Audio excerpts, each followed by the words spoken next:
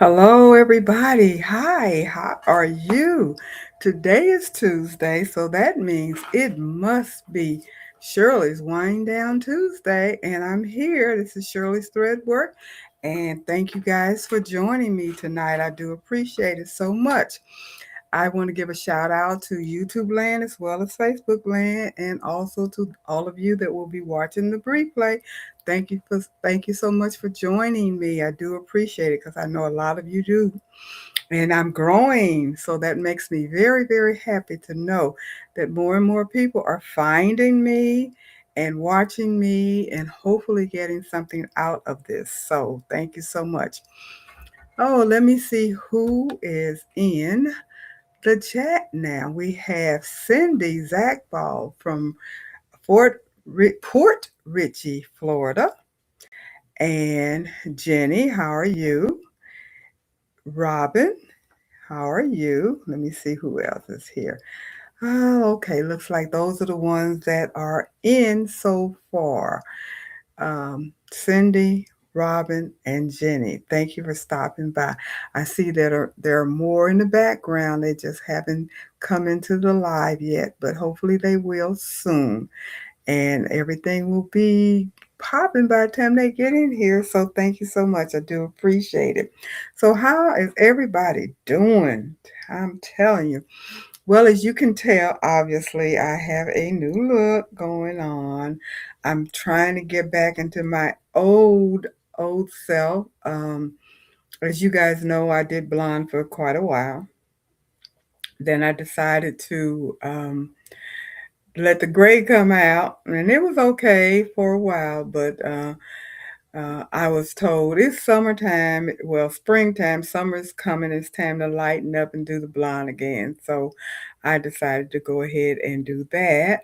And I've been wanting to get back into my dreads for the longest. When I was in Maryland, I went to someone to do it, but they weren't a loctician and they really didn't know how to set the pattern up and everything for my hair. So it wasn't giving me the vibe that I wanted. So I have been lucky enough to find a licensed loctician here that will be taking care of my hair and grooming me as I let it grow and hopefully lock. So, if that's the case, I'm going to let it lock, and come on down like it did many years ago. Like I had it way below my shoulders, hanging down my back years ago. Wasn't blonde, but it was definitely long. So, I'm happy.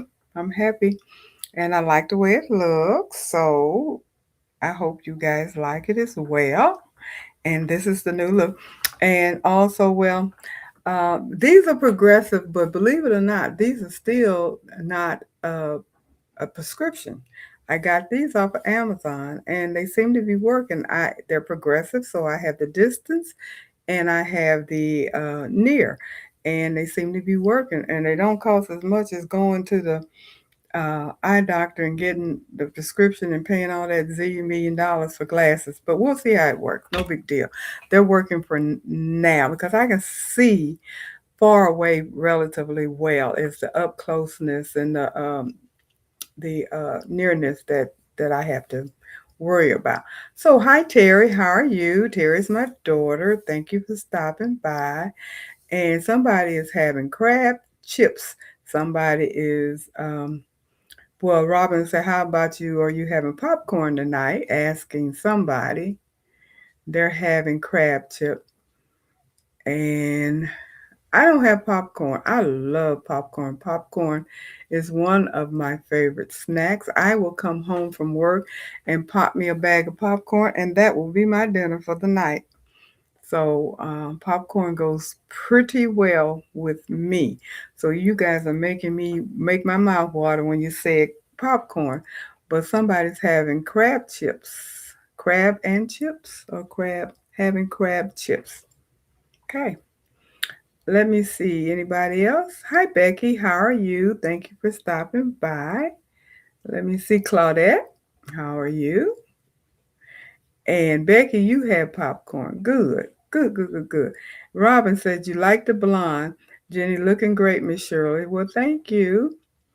And Cindy said it's my favorite bedtime snack. Yep, I'll do that too at bedtime. Believe it or not, I'll get a bowl of popcorn, crawl up in the bed, watch TV until I get sleepy. By that time, I'm usually done with the bag. Yeah, okay. So, who else has come in? So tonight, I'm talking about an interesting project, which most people may say thread is boring, but thread is not boring, believe it or not. Because my question is, how many of you have specialty thread? And on top of that, how many of you actually have used your specialty thread? And how confident are you in using specialty thread? Now, I chose several threads tonight, and I have to be honest about it. Um, at least one of the threads that I chose to talk a little bit about tonight, I've never used before. So I wanted to see how it was going to stitch, as well as tell you a little bit about it and see if any of you have tried it. And if so, if you like it, I'm going to give you my experience because I just stitched out. A little something with all six of the threads that I'm going to talk about tonight.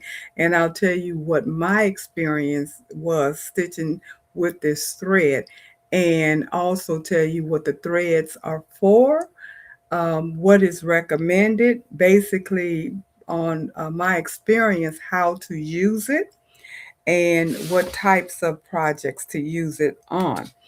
And I want to know, is there anybody out there that has any type of specialty thread in your arsenal that you really have not tried? You picked it up, but you haven't tried it. Or if you have tried it, how did that work for you and what did you use it for? Now, I don't know if you guys remember a couple of weeks ago, there was a YouTube short that Craftable Things put out talking about tinsel, TENCEL, tinsel thread that you can use to make artificial Chanel. And she did a video on it, and it looks absolutely beautiful. However, the thread is very expensive. Racoma sells it, and right now they're selling 6 rows. It comes in a set, six spools rather, comes in a set, and that is running you on sale for $1.99. Basically, they're saying that the regular price is $2.99. So I don't know. The only caveat that I see with that, well, not the only, but an additional caveat that I see with that, besides the price, is according to Patrice, which is Craftable Things, says that um, your design needs to be specifically digitized to use that particular thread. And I really do believe that is true because based upon the experience that I had tonight with some of the thread that I was trying to use. Um, who else dropped in? Sharon, how are you? Thank you for dropping in. And Becky, you said you have a large 8-quart pop. Oh, you got the cart. I used to have that big old thing, popcorn maker, in my basement when I had my house in St. Louis. And I love the smell of the popcorn when you're popping it. Becky says she lives in Texas where everything is bigger. Jenny, you say you use Kingstar metallic thread and it came out good. Yes, Kingstar metallic thread is the thread that I suggest for everybody. So let me get started. I'm going to talk about the threads and tell you what they're for and give my opinion and everything like that. So um, like I said, who has thread? Not quite sure what to do with it. Have you tried it? Or do you have it just sitting around in a drawer or a box or something like that? If so, we're going to talk about it and we're going to pull this thread out and use it and get comfortable with it. So, the first one that I'm going to talk about is variegated thread. Variegated thread, and I have some out here. This is just a little bit of what I have. So you can see all the different colors of threads that is on one spool. These are just some samples of what I have. This one is a sulky, and this one I got off of Amazon, so it's probably Bro Thread or Sim Thread or something like that. I think it's Bro Thread. It sews pretty good. I've used this, and I have, gosh, I'm pretty sure I have at least 10 spools of various colors of variegated thread. Now, exactly what is variegated thread? It's thread that changes the colors along the thread line. So if you pull out your thread and you look at it, you're going to get, like, this one is like a green and an orange, several different oranges. You can't really see it on here, but each, as you go along, you get the different colors of the thread, and it changes colors along its length. Now, the thing that made me the most curious about variegated thread, which I honestly did not know. I didn't even think about it, and I've used it several times, is that the direction in which you stitch the thread matters. I did not know that. Did you guys know that? It's the direction that matters, because if you go one way, you're going to have one design, and if you go another way, you're going to have a different design. So as your design changes path during the digitizing, your whole look with variegated thread is going to change. Your colors are going to change, and you're going to have kind of like ebbs and flows of colors. So that's something that was interesting to me. The machine doesn't control the color changes. The stitch path is what controls the color change. So if you use variegated thread, pay attention to the digitizing path of the design that you're using the variegated thread on, because the more variation you have in the direction of the thread of the stitch, the different it's going to look, and you're going to get more of a vibrant, artsy looking design. Um, Satin stitches have long straight lines, as we know, and the color shows as striping or gradients, and the look is intentional and beautiful. So it does pretty good with um, satin. Field stitches, however, they go back and forth in a row. So the thread doesn't change as much as it does with the satin thread, which is more of a zigzag. So you kind of get a botchy, random look. So field stitches is not really recommended. And I have to tell you, I've done both, and I did a T-shirt and with lettering, and that they were field stitched, and I didn't particularly care for how that look came out. So it's interesting that it says that. So the stitch direction changes, and that equals the color of the pattern. So it is recommended that you use a design, if you're going to use variegated thread, that has multiple angles, and they have overlapping sections, and therefore you're going to get different colors in different sections. Did any of you guys know that about variegated thread? Because I know I did not know that. I was not aware that it made a difference. It makes sense, perfect sense, if you've ever used variegated thread, but I did not know. That is news to me. So Claudette said, my son is bringing me glow in the dark thread. I don't know the brand. He uses it on badges for a military bike gang while I sewed them for him. I use Superior Fantastic variegated thread for my quilts. Okay. And Becky, you said that Christmas, let me put you guys stuff up. Um, for Christmas one year, I bought our son-in-law 4 family side wooden salad bowl for your popcorn. Okay, we talking about popcorn tonight. Okay. Um, hey Marina, how you doing? Thank you for stopping by. Let me see anybody else say anything about the thread. So I do have a sample of the variegated thread, but I'm not going to show you that because I have everything on one sheet and I'll show it to you in a little bit. And hi, Pearl, how are you? Thank you for stopping by. And you say you look fabulous and love your hair. Well, thank you. I do appreciate it. Do appreciate it. I'm kind of liking the change myself. And Robin, you said you variegated thread is your favorite. Okay. Okay. And Sharon says, please do not forget to hit the thumbs up button. She's saying it early in the program, and thank you so much for that because I always tend to get to talking and forget about asking you guys to like with the thumbs up, subscribe if you have not subscribed, hit the notification bell so you'll know every time I'm coming on, and also comments. Very important. Also on my YouTube page. Please do that because you ask a question, make a comment, all of those kinds of things definitely help the channel. And Doris, hi, how are you, Doris? Let me see, Doris.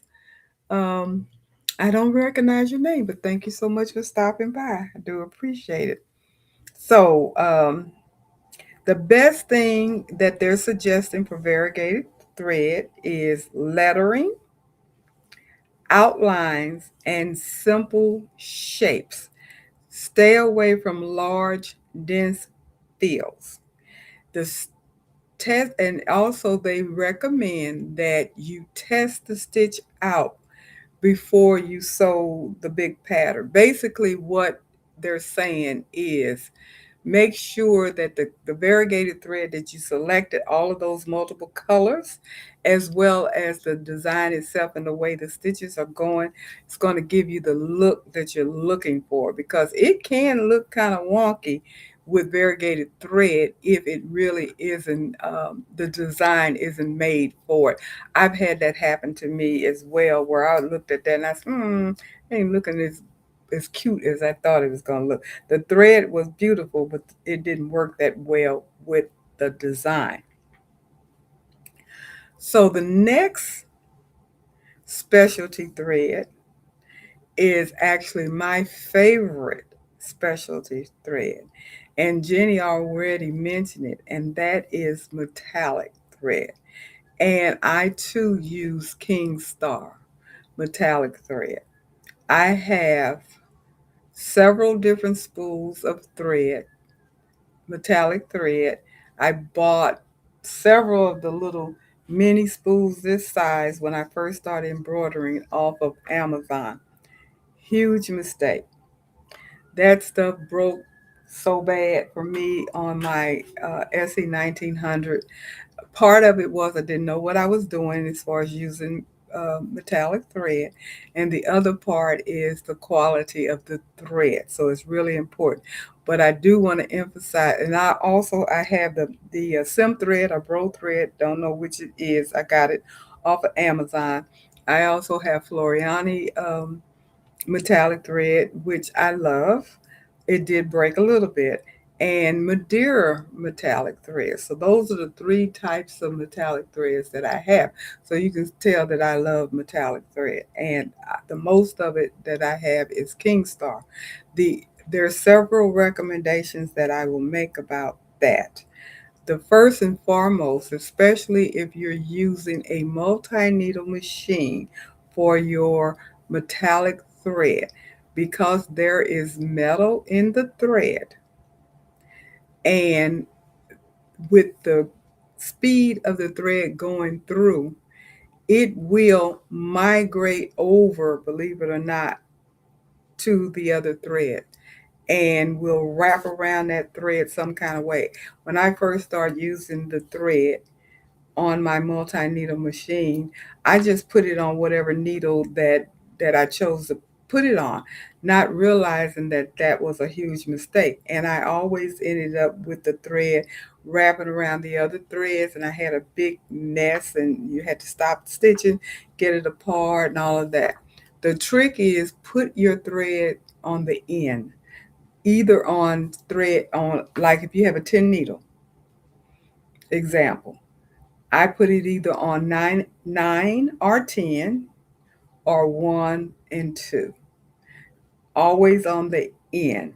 That way they don't for some reason they don't wrap anywhere else because they're not in the middle and they don't have that friction from both sides that just makes it go all wonky and crazy. So that's my recommendation.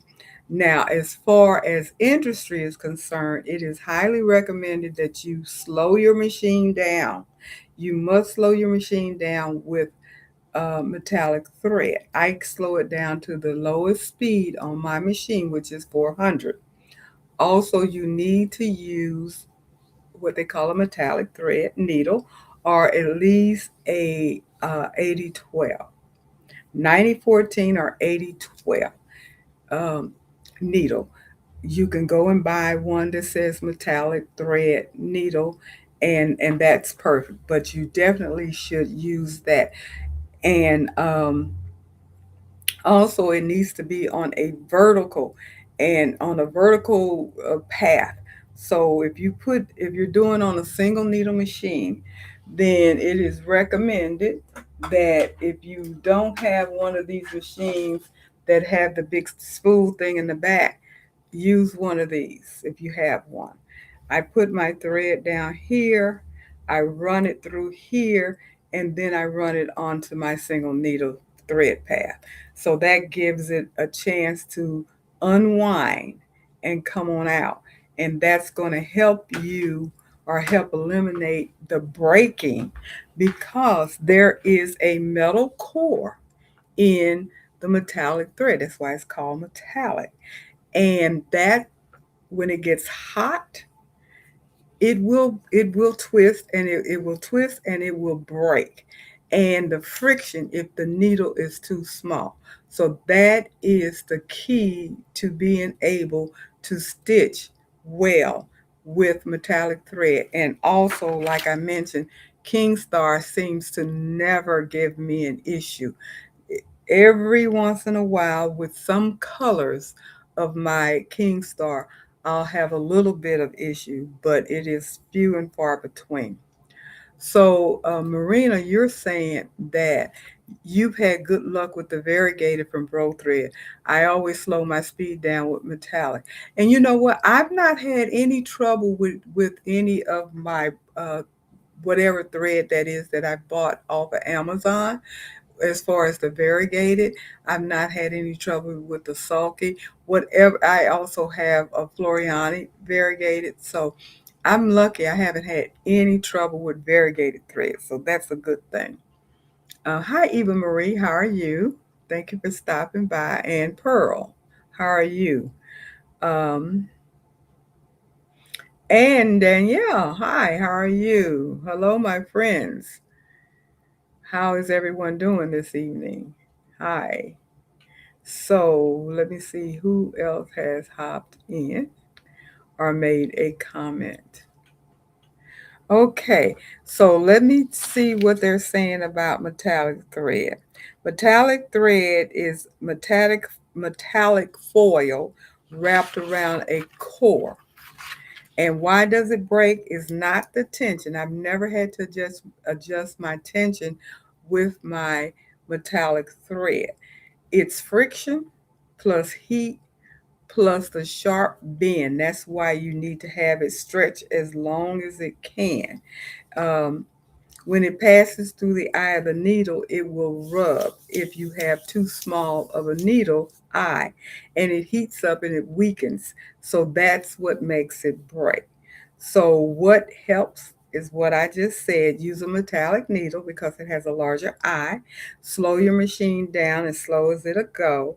Use vertical spools, and they suggest that you loosen the top tension slightly. If that's something that you need to do, do that. Like I said, I've been lucky. I've not had to do anything with my tension with my metallic thread. As long as I slow it down and make sure I have the correct needle and I'm using it on the outside needle on my 10 needle machine, I'm good to go.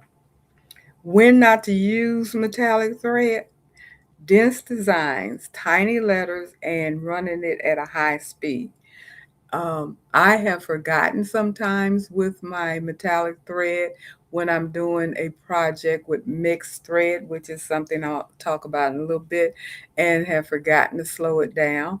And with it being my being King Star, it has behaved pretty well. So it hasn't been that bad, even though it wasn't on the lowest speed. But I do definitely recommend that you put it at the lowest speed, which is 400 on my machine. Hi Joyce, how you doing? Thank you for stopping by. Metallic thread isn't difficult. It just needs to be used correctly. So once you learn the trick to use a metallic thread, then you will be able to, especially if you have good thread, you will be able to use it without having a lot of trouble. So the next thread, somebody mentioned that their son was bringing them some glow in the dark thread. Well, I have to tell you, my son gave me some glow in the dark thread too, and that's how I ended up with glow in the dark thread because he wanted some design done on his cap, and I did that. So that's how I got glow in the dark thread. Glow in the dark thread is a fun thread. It is not a thread that you would use routinely for various different projects, designs, and what have you. This thread is coated with phosphorus, phosphor, phosphorescent material that absorbs light and glows in the dark. It has to have light for exposure to charge. I mean, yeah, but it glows in the dark. And the glow fades over time, minutes, not hours. I was not aware of that. It recharges when it gets the light on it and then the darkness because like I mentioned, I did stitch on some caps for him. I think I did some design on a backpack and everything. And I checked it out to see if it was going to work. It did. I turned all the lights out. It glowed. It looked good. And it kept doing that every time I would look at it. So it's not like it's a one and done. It's just that it doesn't glow for a long period of time um, while you're wearing it, according to this information. Now, I've never put it on a garment, just on a cap. And I think I put it on a cap for myself as well, but I don't recall wearing it out. Now, it is a perfect, perfect, perfect um, thread to use when you're doing projects for Halloween or Christmas or something for kiddies is what they're recommending because they would just love it. Now I have to tell you, I have also um, they're telling me my battery is running low on my computer, so I better make sure it is plugged up so we don't go off air. Off here. Let me see. Get this done.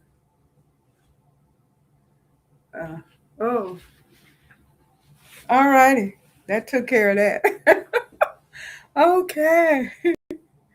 Didn't want to I forgot that I didn't even have the thing plugged in. So what can I say?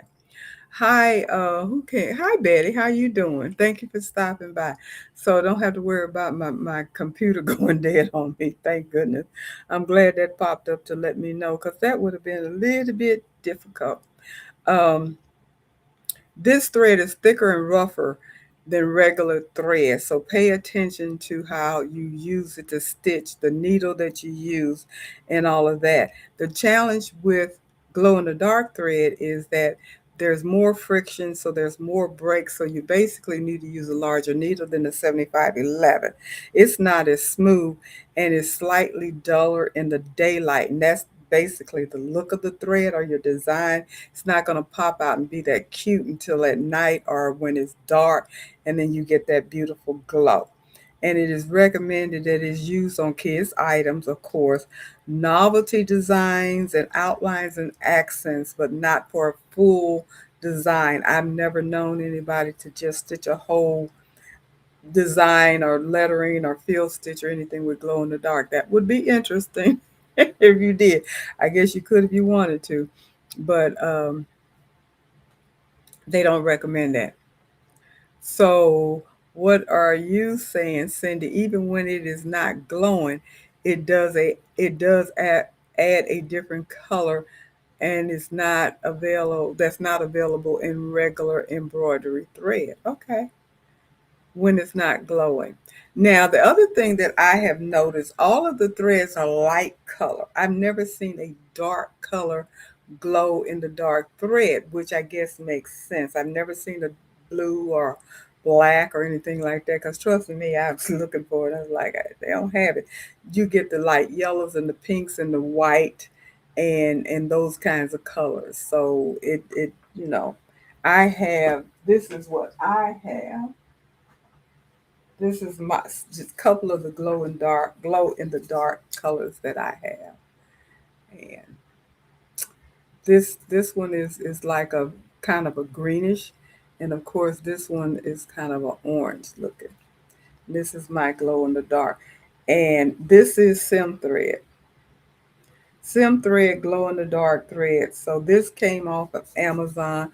My son got it for me and it was like a four colors. I think I got a white and a light, well, a yellow, because the yellow is on the machine.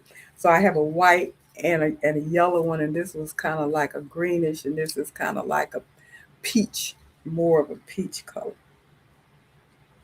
But they have on Amazon, they have a pack that has, I think, like six of these, six or eight. But this I remember was a four pack, and it's stitched fine. I Let me see. Did I have to change my needle? I think I put a 80/12 in for that. My variegated thread, I used a 75/11. I didn't have to use anything else, and I had my speed down to 400. I kept it at 400 only because some of the other threads that I was using, I had it at 400, and I just didn't even think about it or remember to change it. Now let me tell you about my special friend. Hi, Quilt for Joy. Thick thread. I have several spools. One, two, three, four, five, six. I have six spools of 12 weight thread. I'm going to show you this thread. And you said, Shirley, why do you have all of this thick thread? Well, I have this design that I have had for quite a while that I have yet to stitch. And I was hoping I was going to have time to stitch it for tonight's show, but I did not with all the other stuff that was going on. It's a beautiful lion, and it's on Embroidery Library, and it is specifically digitized for this thread. And she tells you where to buy the thick thread, and I bought it off of Madeira. It is a thread that starts with a B. Let me see if I can pull it up. And I can't remember how much I paid for each spool. I'm thinking it was $10 or $12 per spool. Cannot remember because I bought this a long time ago. And I have to be honest about it. I did not stitch that particular design. However, I bought a Santa Claus design the same time I bought the lion design for this thick thread, and I did stitch out the Santa Claus design. Had no problem. I can't say the same thing tonight. Can't say the same thing. So let me see if I can find this thread on Madeira so I can remember, I can tell you.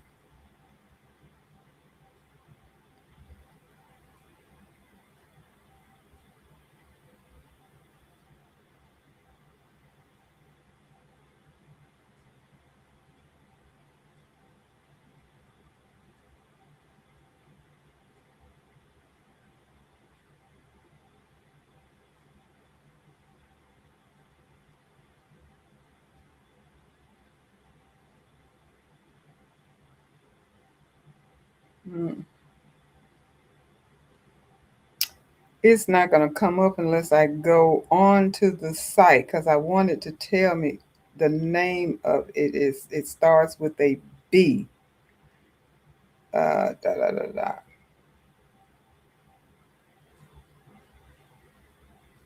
And I don't know if you can go anywhere else besides on the Madeira site to get it, which is also interesting because I went directly onto the Madeira site and bought it.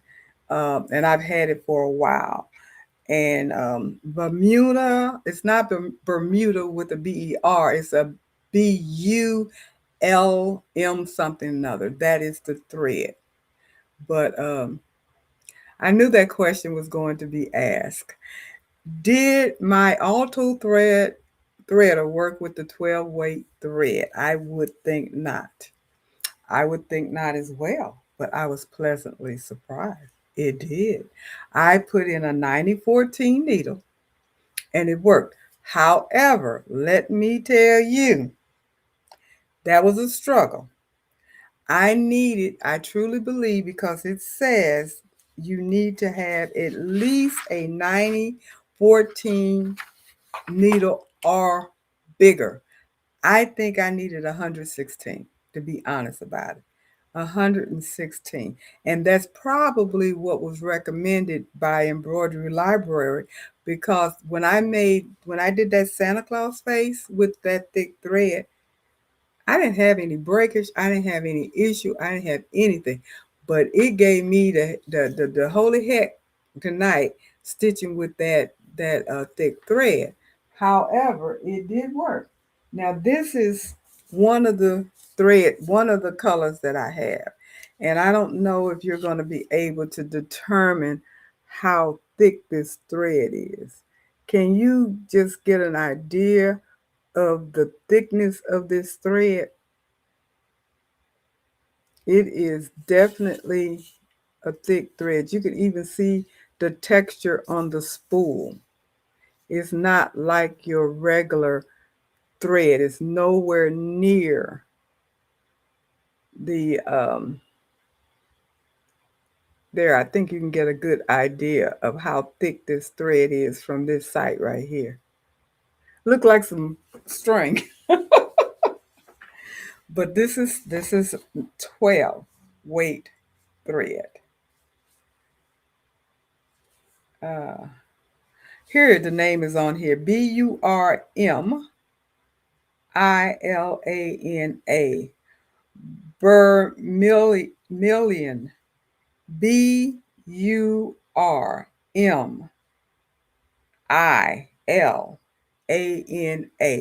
That's the type of thread. And Jenny, you say you see how thick it is. It is really thick. Now, you may be able to Google and see where else you can find it. And Pearl, you saying it's like jean thread. I've never had jean thread, so maybe so. I've never used jean thread before, but that's what this is. It's a specialty thread. And I will see. And Robin, you say you can see good, good, good, good, good. Um,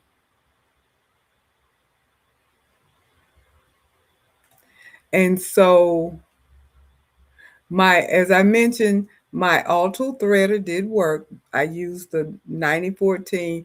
It pulled it through like a charm. Trust me, because I think my thread broke at least 4 times.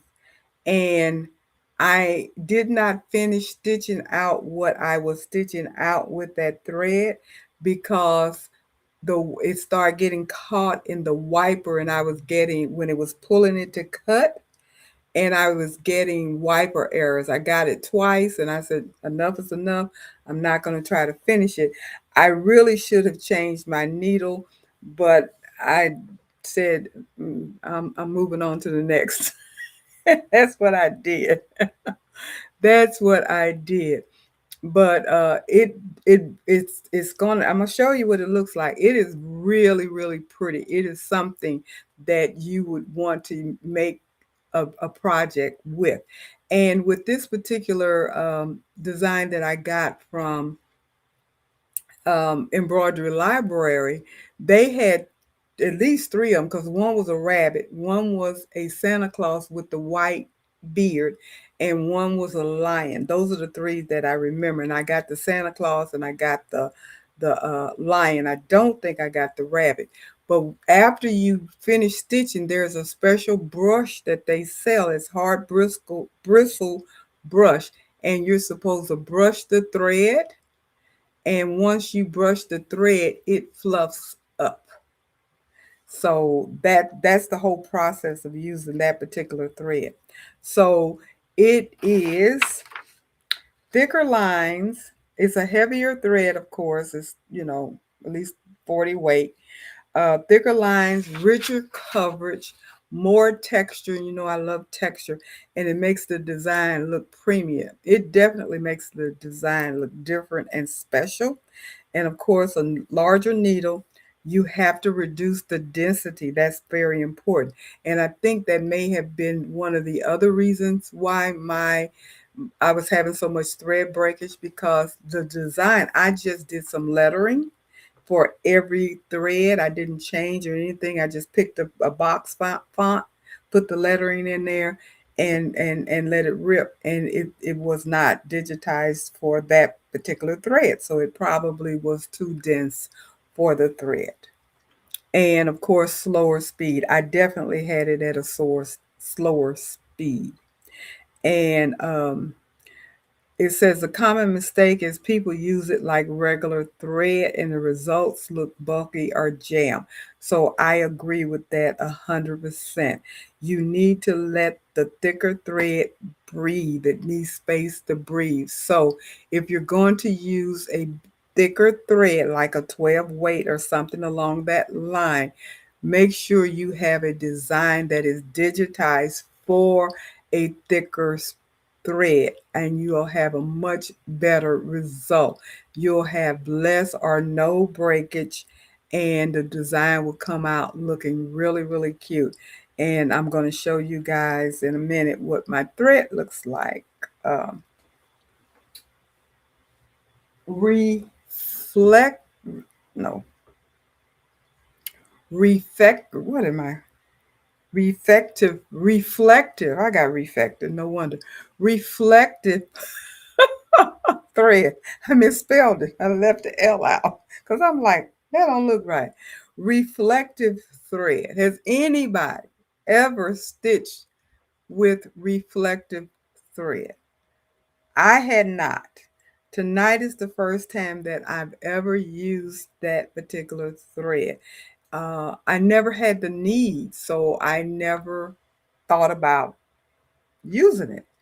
But because of my topic for tonight, I did order a spool off of Amazon just because I'd get it quick. And I just picked one. I don't know the brand, I don't know anything about it, the quality or anything. I just picked one. And because I wanted to give it a try and see how well it stitched. Now, that was my other problem, child. This thread started breaking, but I was using a 7511 needle initially. So I did stop, and then I put in a 8012 needle, slowed the machine down because I had it at 500. I put it down to 400, and it broke again. Then I loosened the tension. After I did that, I had no more trouble stitching with the reflective thread. So with the particular spool, and I don't know if all thread is reflective thread is like that, but with the particular one that I got, I needed to loosen the tension, get a bigger needle, and slow it down, and it stitched out fine. And this is what my reflective thread looks like. Now, it's not a thick thread. As you can see, it's virtually about the same, maybe a tad thicker. I don't know if it even have a weight on it. It doesn't. I don't even know. It's a generic brand, have no clue, but this is reflective thread. And I have to say that, again, I did have to make adjustment in using this particular thread. This thread doesn't glow, it lights up. So it lights up when it hits light. So if I put it on something, I don't know how that's going to work. We'll see, because I might have to dim the lights just to see if anything is going to work. And it's mostly for safety gear. So if you have people that like to run at night, because I see people out walking at night and they don't have anything on, you can't see them, they need to have on something that is reflective. So put it on a jacket, put it on a bag, put it on some type of safety item. That is what is recommended if you're going to use reflective thread. But just keep in mind that it works a little bit different. It's a little thicker, and it has some of the same challenges of metallic thread, and it is not for intricate details. So it is definitely for something that is for safety purposes. So since it is stiffer and it acts like metallic thread, slow down your machine, larger needle, and probably a dense, not a dense, not a intricate or dense design. So those are the 6 threads that I chose. Now, I did stitch out every one of them by name. So, oh, I forgot one. Forgot one. Forgot one. No, I forgot two. I'm sorry, I'm losing my mind. Two, matte thread. Has anybody used matte thread? I had never used matte thread that I know of. I don't think so. But I decided to buy matte thread because it is becoming very popular. And I wanted to see what the noise is all about. And so I did get the matte thread, and it's nice. I like it. Beautiful colors. And I have to tell you, if you can see the box back there, it says matte embroidery thread. That's pulling. I went on and bit the bullet and bought some pulling matte thread because I know that's what people's using. I didn't want to get the generic matte thread. I just wanted to get something. And what I like about this is the fact that in this box is 20 combs, wasn't cheap, but they put a guide in here, but the guide is matte thread pulling, rich word, rich word, which is the pulling company. It has all of the numbers that match Madeira. So if you are a Madeira thread user, then you can pull from here or wherever, if you buy a bigger box of thread or whatever, and you can match up your Madeira. And the important thing about that, as you guys know, a lot of designs that we buy are stitched with Madeira thread. So this way, you can match up your design almost perfectly because it gives you the Madeira number for their thread. So I was like, I ain't buy no Madeira thread. Why does this say Madeira? And then it dawned on me. They are telling me the number that I have. Say for instance, this particular one is 8255, and this is the Rich World thread, 8255. But if I was wanting to use Madeira, 7848, it's the same thread.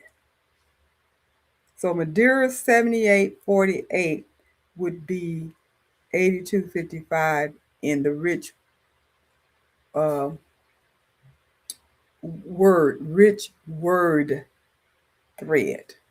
So I was like, okay, I like that. That's pretty cool. And they put the little card in the box, so you'll have your information. And these are the colors that come in the box, all 20, 2, 4, 6, 8, 2, yeah, all 20 of them. And they're really pretty. They're really rich and pretty, but it is matte. It doesn't have the sheen, which is what I'm used to, the sheen with the Floriani. So this is a total opposite from what I normally use and what I'm used to.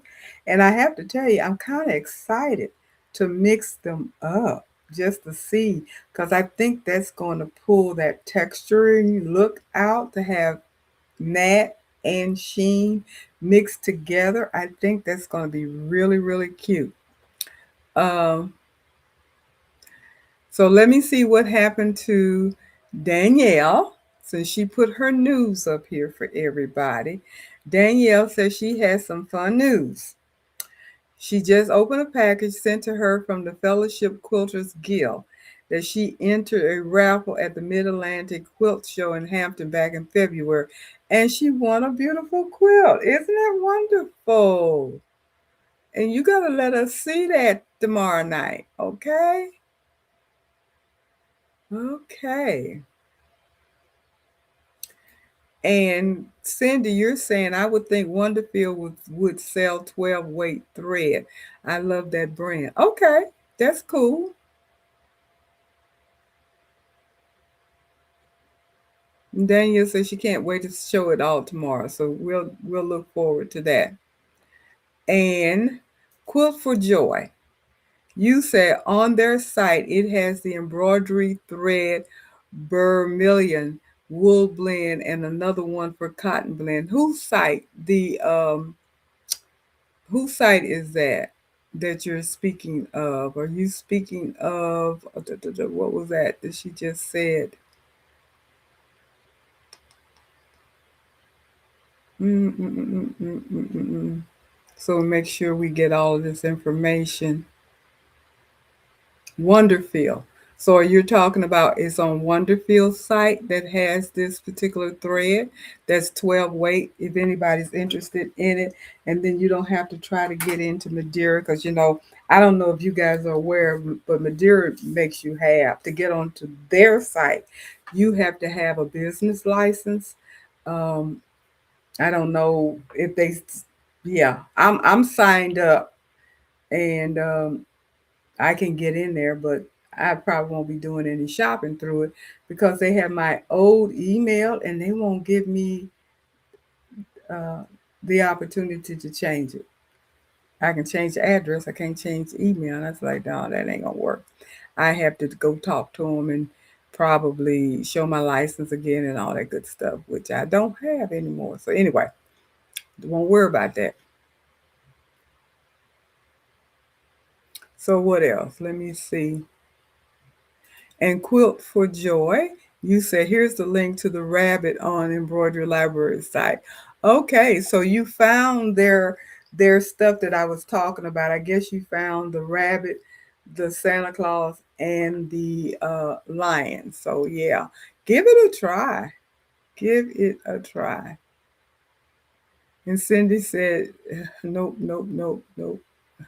I have not me. So what are you guys answering to? I don't know.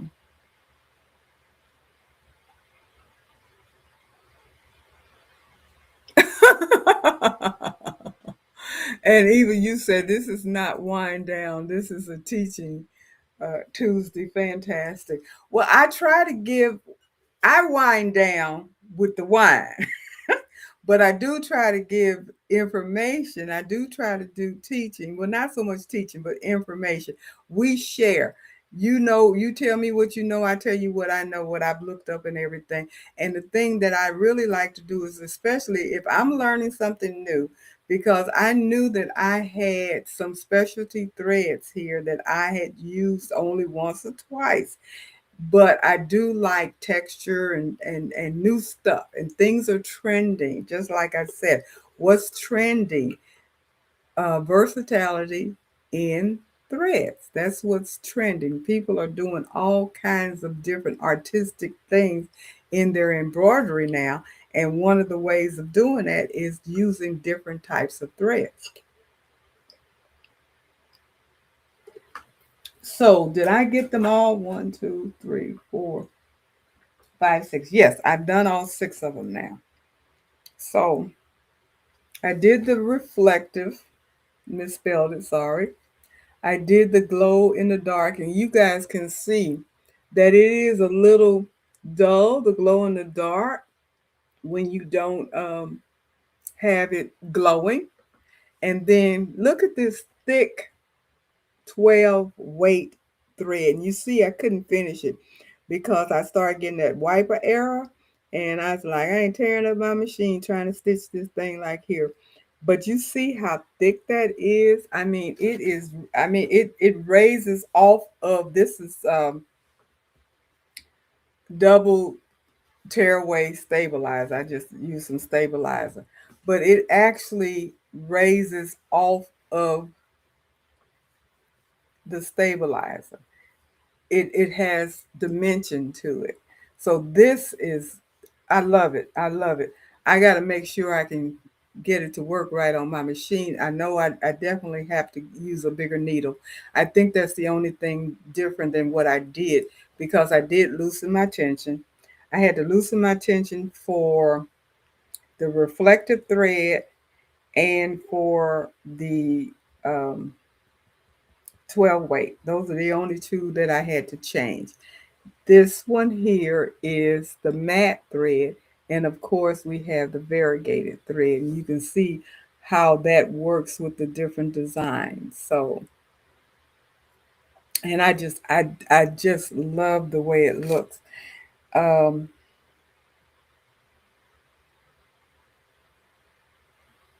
And my metallic thread, it stitched just fine. I didn't have to stop. I didn't have to change. Only thing I did before I even started, I made sure I had the correct size needle in my 80/12, and I had it stitched. I had it turned down to 400 speed, and it just stitched all the way through. I didn't have to stop. There was no breakage. There was nothing. And even Marie, you say you have tried variegated. Now you want to try metallic. My recommendation is King Star. It's not cheap, but it's worth it. Give that one a try. I think you will be happy with the King Star. Uh, and who has the? You have the new Bro Thread Matte collection. I was kind of hesitant on that. And Quill for Joy says the Madeira site. Okay, she went to the Madeira site and got the and picked out the thread. Okay.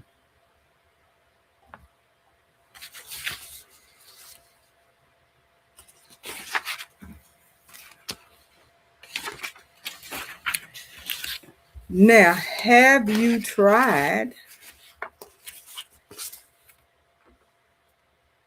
combining the different threads? That's what I want to do. I want to find a design out of the many that I have that would work, where I can just combine the different threads in that one design and see how that would come out and how that would look. I'm excited to do that. Like I said, I wanted to do that tonight, but I didn't get a chance to do it because of, life. Anyway, here's a suggestion that they make: metallic and matte together. You'll get a highlight effect. You can do the main with this and then highlight it some kind of way with your metallic. So you're going to get the matte and you're going to get the super sheen. So I can see how that works.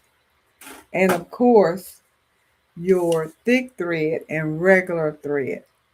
That's definitely going to work, because when I did the Santa Claus, the only part that actually had the thick thread, the 12-way thread, was the beard, mustache, everything that was white had the 12-weight thread, but the rest of it was regular thread, if I'm not mistaken.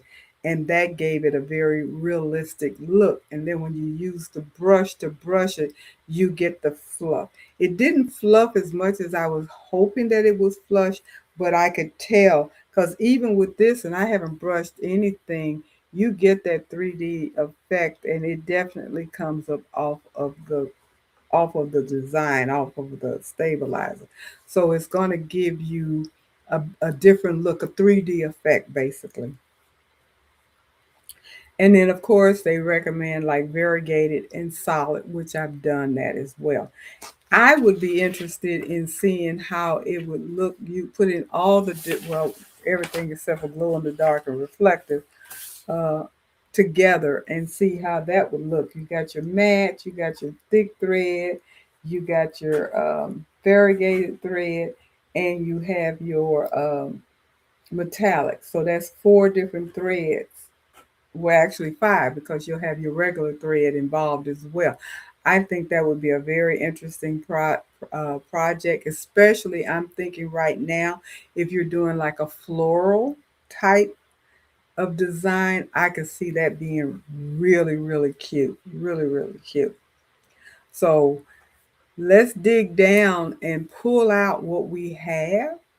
I'm challenging you guys, look and see what you already have, because I'm pretty sure most of us have at least one or two of these specialty threads that we probably don't use, and pull it out and use it in a design.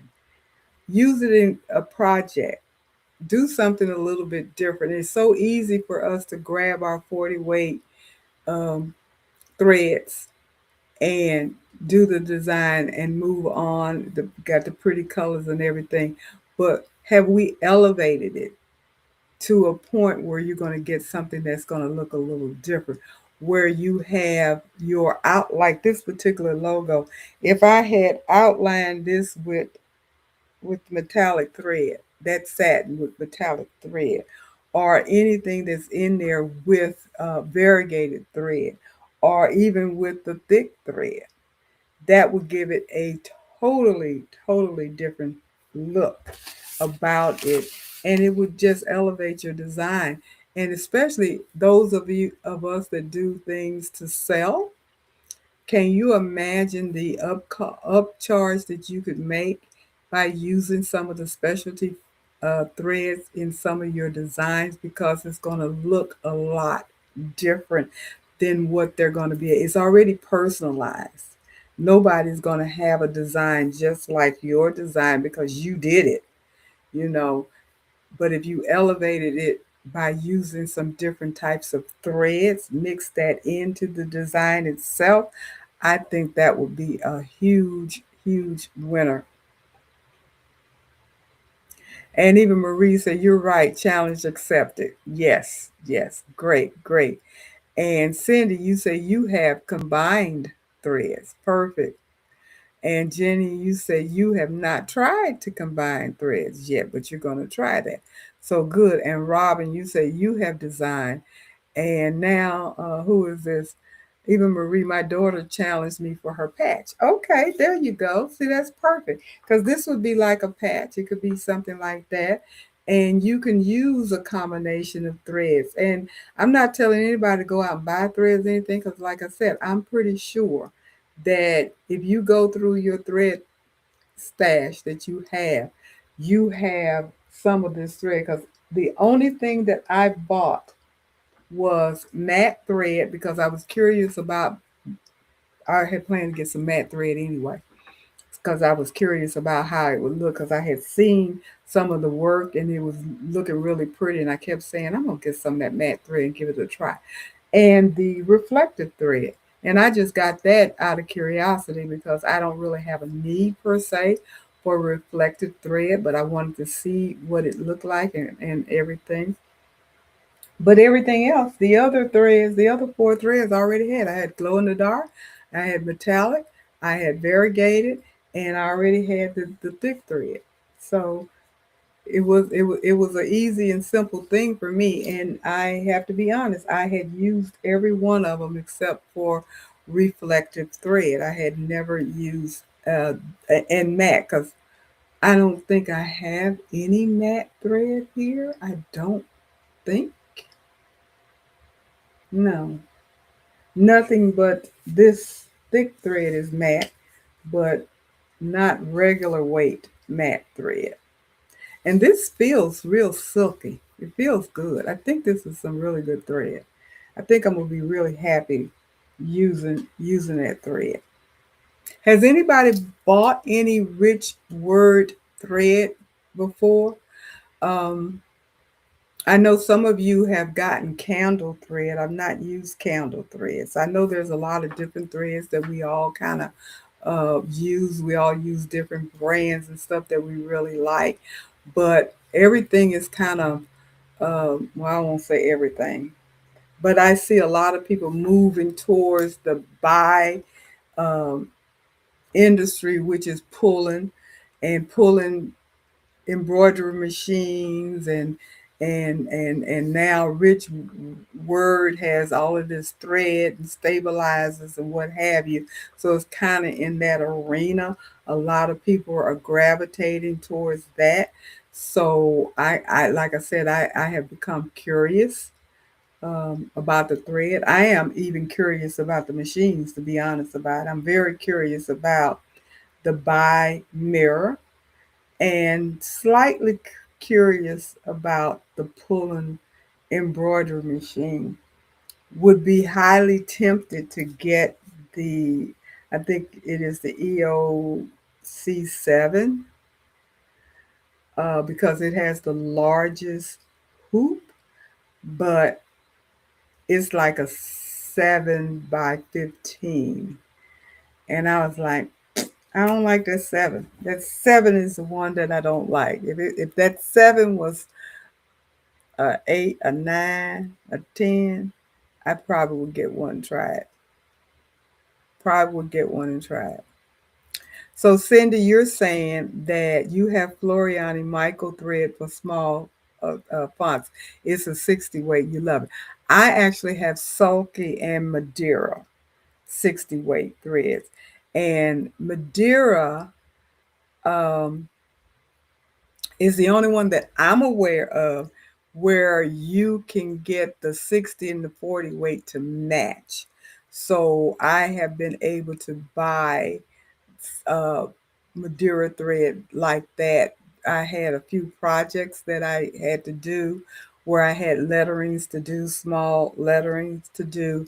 And so I bought the 60 weight and the 40 weight to match up for my uh, for my bobbin and everything, or not necessarily the bobbin, but for the lettering and the rest of the embroidery part that I had to do.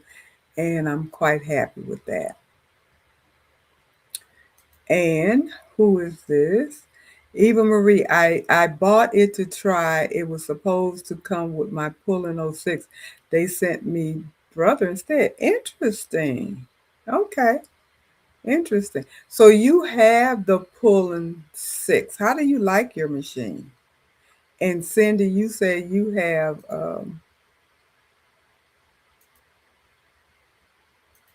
Floriani. You have Floriani. Floriani is my go-to. My go-to. But Cindy, you say you don't have all the colors.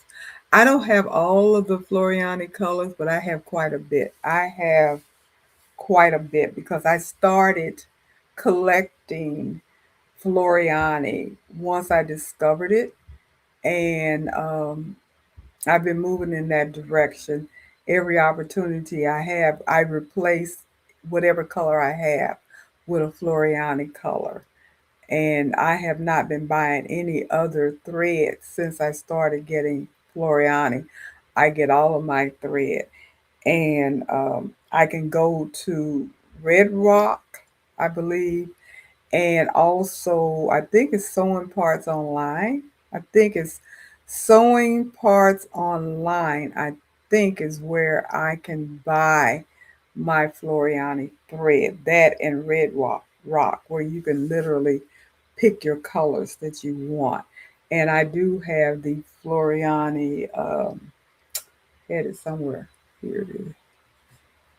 I don't want to waste this, but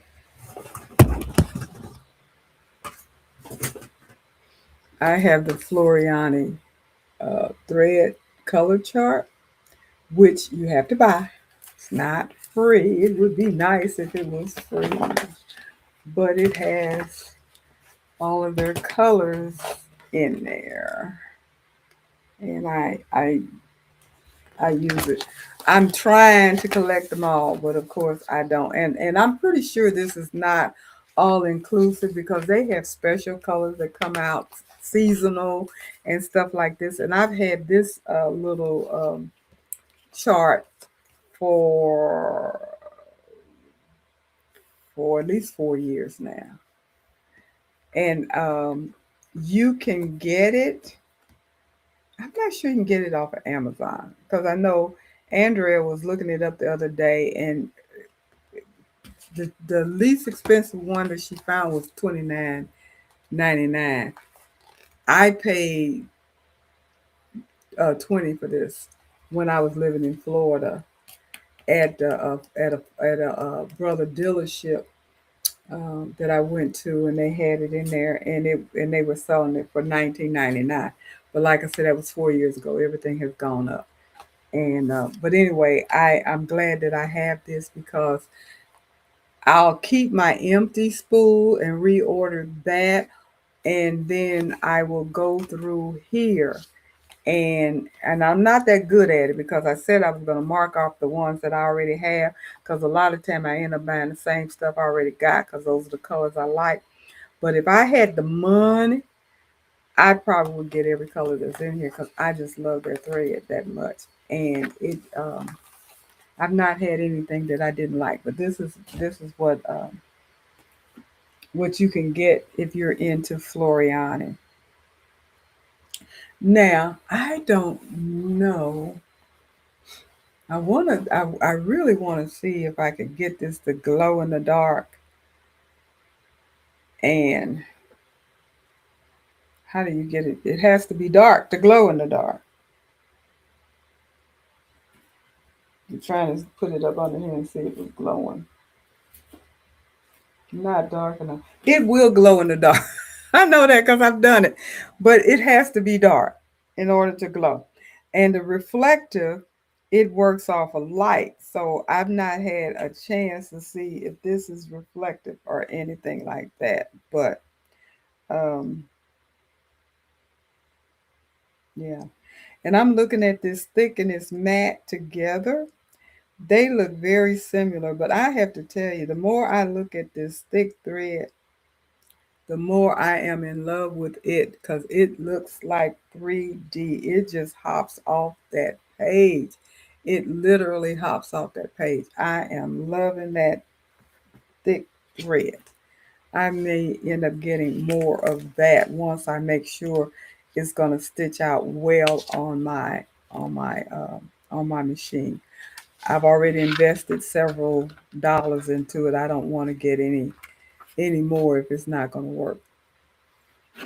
Not going to work. But I think it will because, like I said, I've used it before. Now, whoever found a rabbit, are you going to get it to try? And Becky, you say you have the Floriani chart too. You love that thread. Yeah, good. Where did you get yours from? Did you order it or did you get it from a dealer like I did? Um, but like I said, I've had mine for a while. I got mine while I was in Florida. But and I don't know if they have all of the colors because they do add all the time, and they have they used to have, and I haven't seen it in a while. You used to could get about 30 spools, and they would have them already in a kit at around $99. Because that's when I first started getting it. I would get those kits of 30s, and which made it easy to get.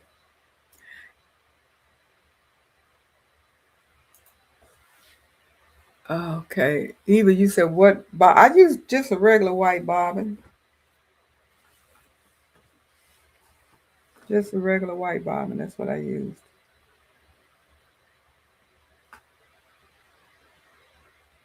Yeah, my tension is still pretty good. Even with me adjusting the tension for my reflective and my thick thread, the tension is not that bad. It's not perfect, but it's not that bad. The rest of them, the tensions are fine because they're the ones that the is the one that the tech guy did. Now I'm looking at my glow in the dark tension here. That's kind of interesting. Look like I can't really tell. But anyway, yeah, I just use regular white tension. That's all. 60 weight, magnetic field tech is what I use. And Cindy, I have that too. I call them once a year and ask them to open up their Knoxville, Tennessee to the public.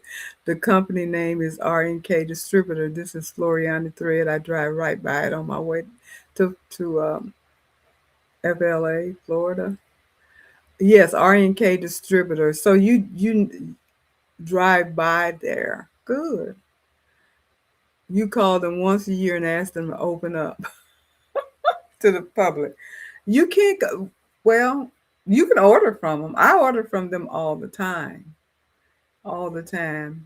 That's where you can get your a good deal on the price of the Floriani. Because I know my quilt shop that I used to go to in Maryland would charge you $8 and some odd cent for one spool of Floriani thread, and you can get the thread from a distributor or a dealer, or at least I have, for less than $4 and something.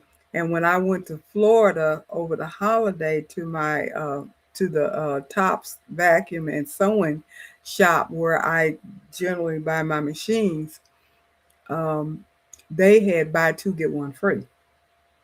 So that was a pretty good deal. They had buy two threads and you get one free. So you're getting it even less than, I'm trying to think how much they were selling the thread for. I believe they were selling the thread for $5 maybe, or right at $5.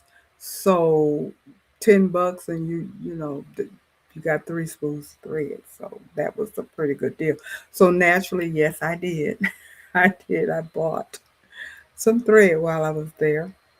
Uh, And Quilt for Joy, you said, no, I'm not going to get the rabbit. I have the flamingo design I got from Etsy. It's a bit similar to the rabbit, but doesn't require special thread. Are you referring to the fringes? The flamingo with the fringe? Because that is a different project, which I do love fringes as well. And you're right, it does not require special thread. And it's similar, very similar. You just stitch it and cut. So that's similar. And Becky uses the Floriani software.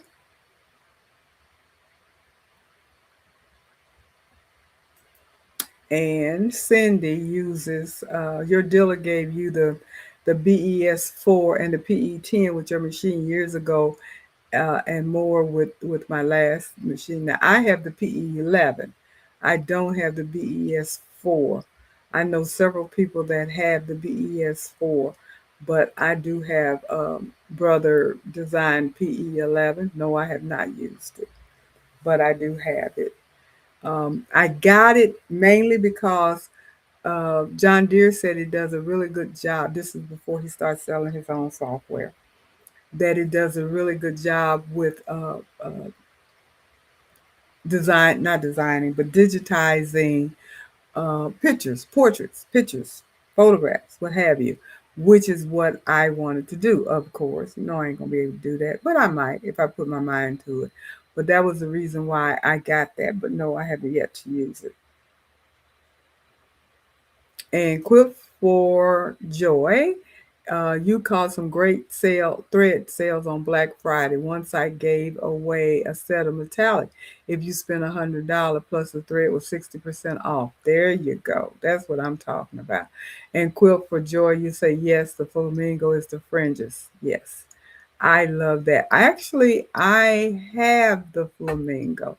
I have sunflowers, and I think just recently I bought the flamingo and some flowers because I love the fringes. I love that. It is so nice. And oh, okay. Cindy, you say you like your BES4. You think it's similar to Embry. That's good to know because I've heard so many people say that they did not like the BES4. I don't have it. Never had. I don't even. I know of it, but I have never seen it or anything like that. So I really don't know anything about it other than the fact that the few people that I know that has it was complaining that it wasn't that excuse me, user friendly. But you're saying it's very similar to Embryon, so that's good to know. That's really good to know. For those that have it, give it a try. The one thing that and I'm, look at who's talking because I have software I haven't used.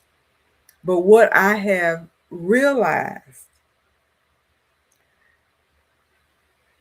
they're not as difficult as we tend to think they are. A lot of the softwares are very similar. You learn how to use one, you can pretty much figure out the other one if you know what the icons are supposed to do. That's the part that makes it difficult. You need to have some type of key that tells you this button does XYZ. And if the manual tells you what sequence to use that particular button, because I know I have the dime cut and stitch software where I can actually do my rhinestone designs. I can set up my own rhinestone designs and cut the template out. And I was trying to do it in the silhouette um, design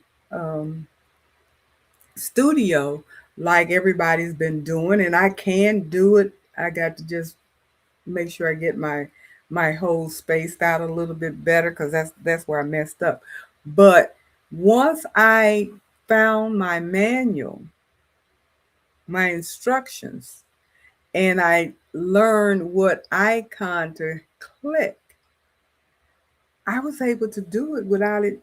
And then I realized this isn't hard. I thought it was hard, but it really wasn't hard because if you know what the icon is for, what it does, and it's the same thing with Embryons. If you know, like Stitch Artist 1, 2, and 3, if you have Stitch Artist 3, believe it or not, it is so many shortcuts in Stitch Artist 3 that you don't have in 1 and 2 that you won't even be using 1 or 2 because you can do a lot of stuff going straight to Stitch Artist 3 that saves time. And I can't even discuss what they are right now because I've only done it 2 or 3 times. But I was so surprised. I saw somebody do a demo on a particular design, and they said, well, if you do it in 2, you got to do 2 or 3 steps. But if you go to Stitch Artist 3, you hit one button and it does what it is that you want it to do. And I was like, I'm so glad I went on and got Stitch Artist 3. I don't know what to do because it made it quick and simple.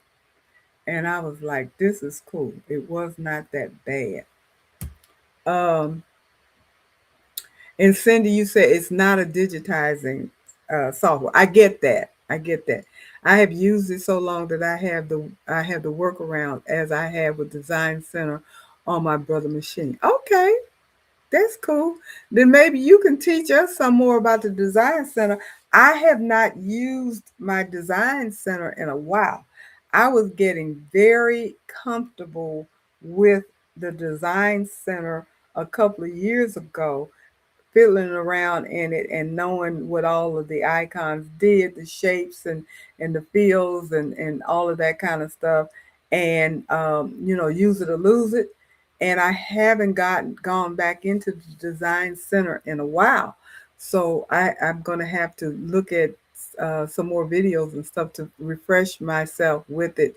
But you're right as far as it being relatively user friendly if you um, if you work with it. And for those that have not the brother, the baby lock machine, 10 needle machine, their design center, which is called something else, I forget right now. They're synonymous. They do the exact same thing. The only thing they have different names for it, but it does the exact same thing. Because I was watching a lady that was doing some tutorials with the Baby Lot Design Center, and that's not the name of it, but that's the same thing. And I was able to follow her, even though I have the brother. I knew exactly what button to push and all of that just based upon what it was she was doing. And so I was able to follow her in her lessons. It was so just exactly the same, exactly the same. And even Marie, you said you downloaded the manuals for each software, BES Blue and Embrilliance. I have Embrilliance downloaded, and I wanna print it out and get it take it and get it put in a booklet. That's what I want to do, because I do better reading and marking and stuff like that versus trying to read it on a screen and then go back over here and do something, read it on the screen. I rather have the booklet in front of my face and look at it and like mark spaces and bend back. I'm old fashioned, bend back ears and all that kind of stuff on that. So that's what I want to do. I had said I was going to do that a long time ago and have yet to do that. But yeah, that's a good idea. Always look at your manual, even though those manuals aren't written to be easy to understand, and sometimes it gets too wordy to explain something that is a lot simple than the way that they're explaining it. But um, it's worth it, because if you look at it and read it two, three times, you'll figure it out and it works. And then it's right there in your face. And yes, it is quite large. You're correct. I know it's, yeah, quite a few sheets, but like you said, it is worth it. I'd pay for it. Hi, Leslie. How you doing? Thank you for stopping by. Yeah, I will go ahead and pay to have it, get it bound and everything and have it. It's definitely worth it, because they don't give you paper manuals anymore. And I get it. A lot of people don't use it, so I get it. No big deal. But yeah, if you're like me, and Sharon, you said you sent yours to print shop and had it bound. Yeah, yeah, that's exactly what I want to do. I want to get it bound, and so um, it's probably what I'll do, and make sure I have it, so I can because like I said, when I found the paperwork for my cut and stitch, I instantly put it in because it's not that big. I printed it out. I had already printed it out. I just didn't know what I had done with it. And I just put it in a binder, and I can just go, to the pages that I want and look at it and look at it again and some more or whatever, and say, oh yeah, that's what you're supposed to do. And once you've done the process two or three, four times maybe, then it becomes rote memory, and then you can do it. The more you do it, the more you learn, the more you're able to do it. I just know with me, unfortunately, and I know a lot has to do with age, use it or lose it. If I don't keep doing it over and over again and I get away from it for a while, I will forget, because I have to refresh myself. Like, what?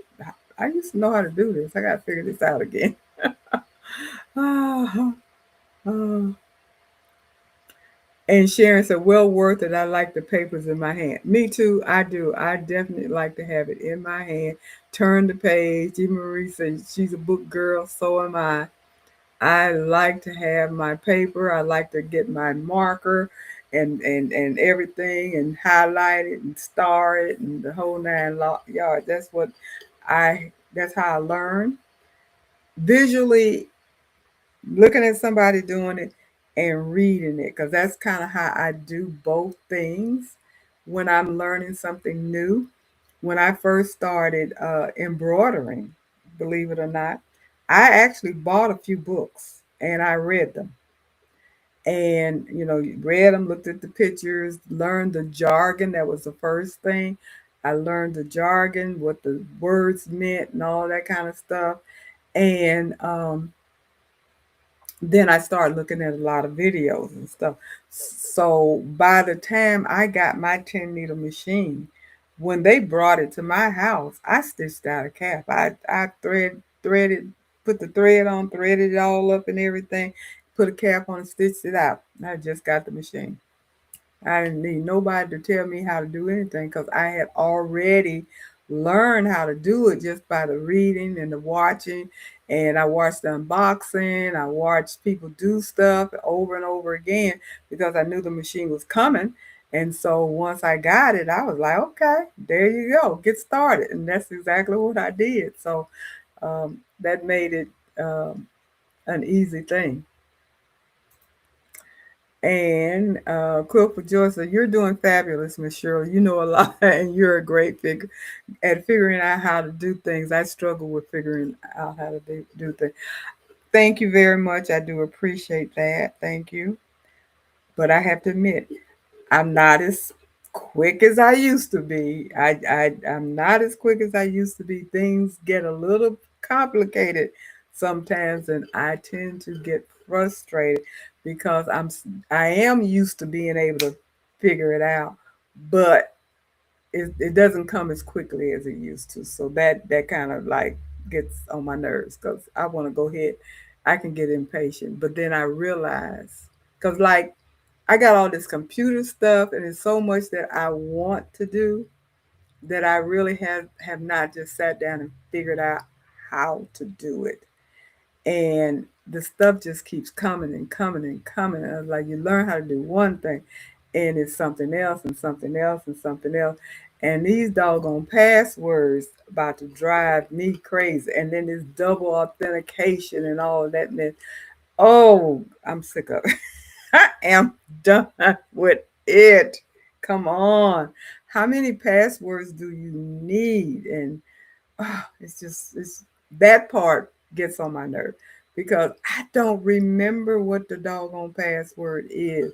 And sometimes I honestly forget to write it down. That's the part that makes me mad at myself because I be intending on writing it down, putting it in a special place that I normally keep most of my passwords, and I forget to do it. And then when they ask me for it, I can't tell you what that password is and save my neck. And it just really gets on my nerve. And then they come back and say, your password has been compromised. So you need to do a whole brand new one. And I just memorized this one. So now I got to try to figure out something else. Oh, that one's not long enough.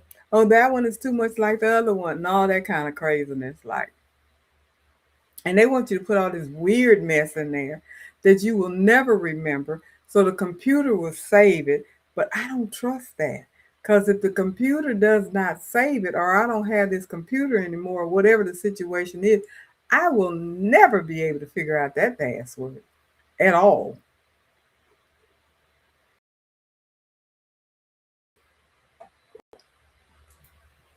I agree with you 100%. It is too much. It really is. Oh, Cindy, so you better than me. I forget my special place. Yeah, that happens. I've hidden things from me and could not remember where I put it, and that makes me mad too. It's like I know I put it somewhere so I could get back to it, but then I have forgotten where I put it. That part is, yeah, that part ain't cool. It ain't cool at all. Not at all. But it is what it is. What can I say? I have to toss that all up to maturity. As we mature, things change quickly because time goes so fast. Well, guys, I think I told you guys last week, and I know Marina, if you're still on here, that I was doing this project with Go Savage Design, Sean from Go Savage Design, and actually she's on tonight doing the class. I had to excuse myself from the class. I told her, I said, I have to do my Tuesday nights. I can't come to the class. But this quilted coat, well, I have to tell you, I am done with my coat. I have completed my coat. And I'm tickled pink because I have not made a garment in decades, not years, decades. I have not made a garment. And I think I did pretty doggone good with this coat that I made, quilted coat. It's not perfect, but it's perfect to me. Everything has been done, put on it, the whole 9 yard that it's supposed to be. So with that being said, and it fits and all of that kind of stuff. So that makes me absolutely happy that I was able to finish it in a timely manner and that everything is wearable and I will be wearing it. So yeah. And hi, that's to this who is this? Someone else that popped in. That to this creation. How are you? Hello, everyone in the bushes listening. But try emailing the password to yourself. That is what I have to do. Then you still got to save it somewhere. If I email me my password, it's going to be in my email. But your I have an iPhone, and my iPhone has a tendency of losing my mail, putting it somewhere where I have no idea. When I call myself saving it or putting it in the archive or whatever the heck I call myself doing, then I still catch holy crap trying to find it. And even when I put it in the search, it's ridiculous. It is absolute. The way technology is now. It is so many places that it can be hidden that it will take you forever to find. I'm still finding stuff on my phone that I didn't even know the phone could do. So, yeah, that's a good idea. But when you email it to yourself, where do you put it? And Becky, you say you have two password books, one for my person, one I keep by my machine. I thought about a password book. I've been tempted to buy one, and I guess it really doesn't matter because there's nobody that's here that's going to get your password and steal it and whatever, whatever. But that was the only concern that I had about getting a password book and putting it in your book, and then you lose your book or somebody gets your book and they have all your passwords. And I guess the one caveat is don't put the password to your bank account and your credit card in there, and maybe you'll be okay. Maybe you'll be okay. I don't know.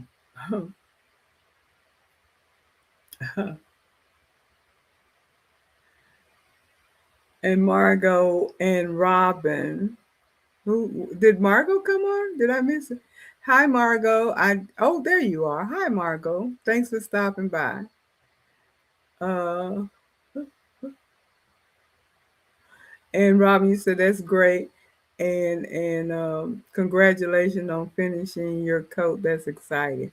I would show it, but I don't want to show it until Sean has tomorrow night is the last night of the class. And for all of the Social Society crew, we will still be meeting tomorrow night at 8 o'clock. My meeting with Sean, I think, is 6 o'clock. And since I'm done with with my coat, I don't really have to stay for the whole uh, session. So I'm going to get onto her thing tomorrow night at 6 o'clock, and show her my coat and do all of that kind of stuff. And then when it's time for us to come on, then I'll just we'll just get together as normal. So we will be doing our thing tomorrow night, because I got to get back to my quilting. So I'm glad of that I'm done with the coat, so I can get back to our project and get that up and rolling. So that is my plan for tomorrow night. So yes, we will be meeting tomorrow night, and we will be using the new password. I still have the two on there. I have to remember to get rid of them, but we're going to be using the one that is titled Social Society Crew, I believe, because I named it differently, and I think that was what the issue was with me maintaining two, because I have two different names. That's my bad. I got to get rid of the old one. Let me see. And Jenny said, "Oh, nice. When can we see it?" I will show the crew tomorrow night my coat. But like I said, I did not. And yes, Becky, we will see it. You will see it tomorrow night.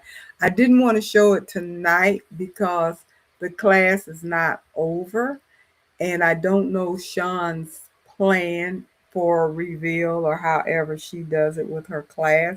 So I didn't want to overstep my bounds with the class. So that's why I'm not showing it tonight. I can show it another night after the class is done, or however she is okay with. And Daniel said, "I want to see this fabulous." It ain't fabulous, honey. It's nice. It works.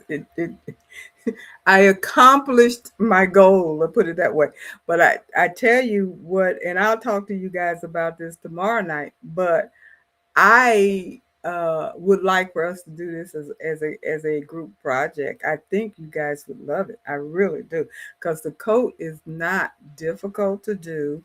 Um, and it's a good project, and it tells sewing and quilting, and that's what we do.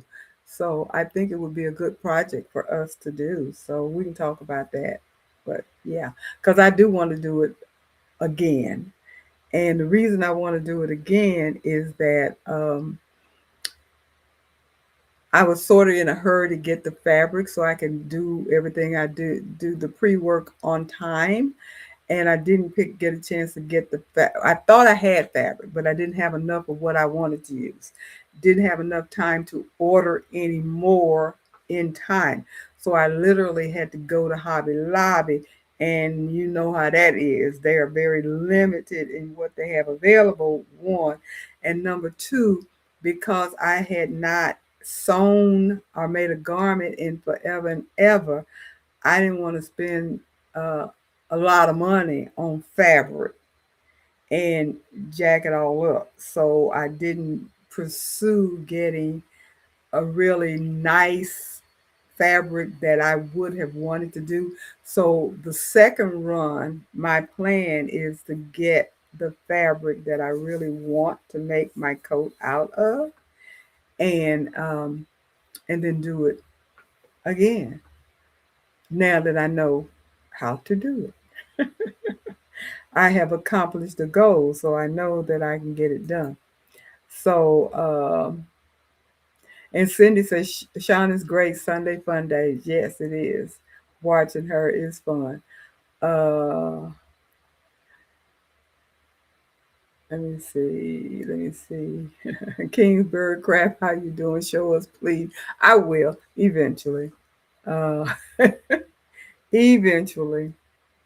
And even Marie says writing it down always works. And it does. It just depends upon where you write it down at and where you put it. Leslie, put it in your phone contact in your notes. I do put I have a place that I put it. I just don't remember it all the time. That's my thing. Sometime, most of the time, and this is how I do it. Most of the time I will put it in my phone, where I put it in my phone, and I know where that is, and date it, because if for some reason something happened and I have to change it, then I can go back and put the new one in there and date that. So I know that's the new one. The other one is obsolete. I can get rid of it if I want to, or at least I'll know it's the old password. So that's usually what I do. My problem is I don't always remember to put it in my phone. That's the problem. And I will go to my phone and look for it and then be mad at myself when I realize that gummit, I didn't put it in my phone like I normally do. That is the problem.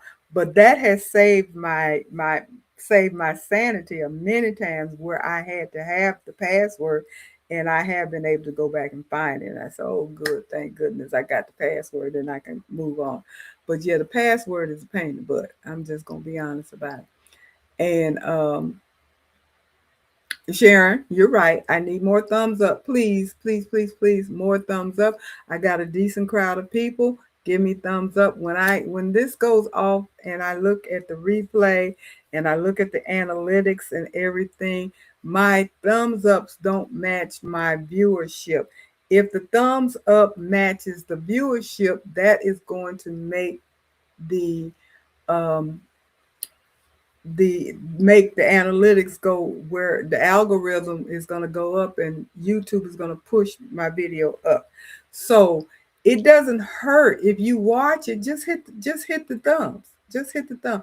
If I look at a video, I promise you, I've gotten really good at it now. If I look at a video of anybody, I hit that thumbs up. As soon as I get on there, I hit the thumbs up. Whether I know I'm gonna like it or not, it don't matter because I know this helps the person out. They're putting their time and energy into making a video. The least thing I could do is just give them a thumbs up and help them out. So just make that a habit, not just for me, but every video that you watch. Make it a habit. Hit that thumbs up. Just go on. You can do it on your TV. You can do it on your TV. You can do it on your phone. You can do it on your on your computer. Wherever you are watching, you can get to the likes and you can hit the thumbs up. So just hit the thumbs up. Now, if you're interested in doing the next part where you hit the notification bell, that helps you out because that way you're going to always know when I have something that goes up. And then definitely subscribe. It goes up. It helps me. My goal is to get to that 5,000. I hit the 2,500 mark. I'm very happy about that.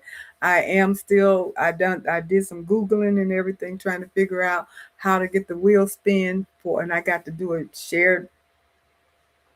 not shared video, but a shared screen and a different app and all that kind of stuff. So I got to work that into it to get the lottery spin for my giveaway. But I already know what the giveaway is going to be. I just need to be able to do the lottery thing so we can get that taken care of. So whoever wins it will get their nice little gift. And the next goal again will be 5,000, and I want to hit that before the end of the year. More if possible, but definitely at least that much. That is my goal. So that's what I'm gonna do. And that to this creation, she says I only email it to one of my email addresses. Let's say I email myself, my sister login. In the subject line, I type Caesar password. When I go to look for it, I type Caesar password in the search bar. Okay. Yeah. Hey, Faker McFake, how are you? Hadn't seen you in a minute. Thank you for stopping by. I do appreciate it. It's always good to see you.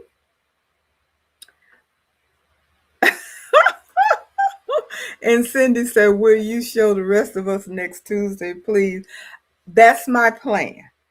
Is like I said, after I have conversed with Sean next week, I mean tomorrow, and everything is kosher, then that's exactly what my plan is to show you guys my coat. I'm happy with it. It's completed. It won't fall apart. So I'm happy with. And the other thing, that thing is warm. And yeah, that thing is warm. So because it's a quilted coat and it's got batting in it. So it is definitely a fall coat at least, and it's a zipper and everything. So yeah, that's gonna be cool for when the weather cools off again. So everybody's saying hi to Faker. And Jenny said that would be awesome. I'll make it to our Zoom tomorrow. Robin said, I think that would be a great project. Yeah, okay, cool. I think it would be. I think you guys would enjoy doing that, making the coat.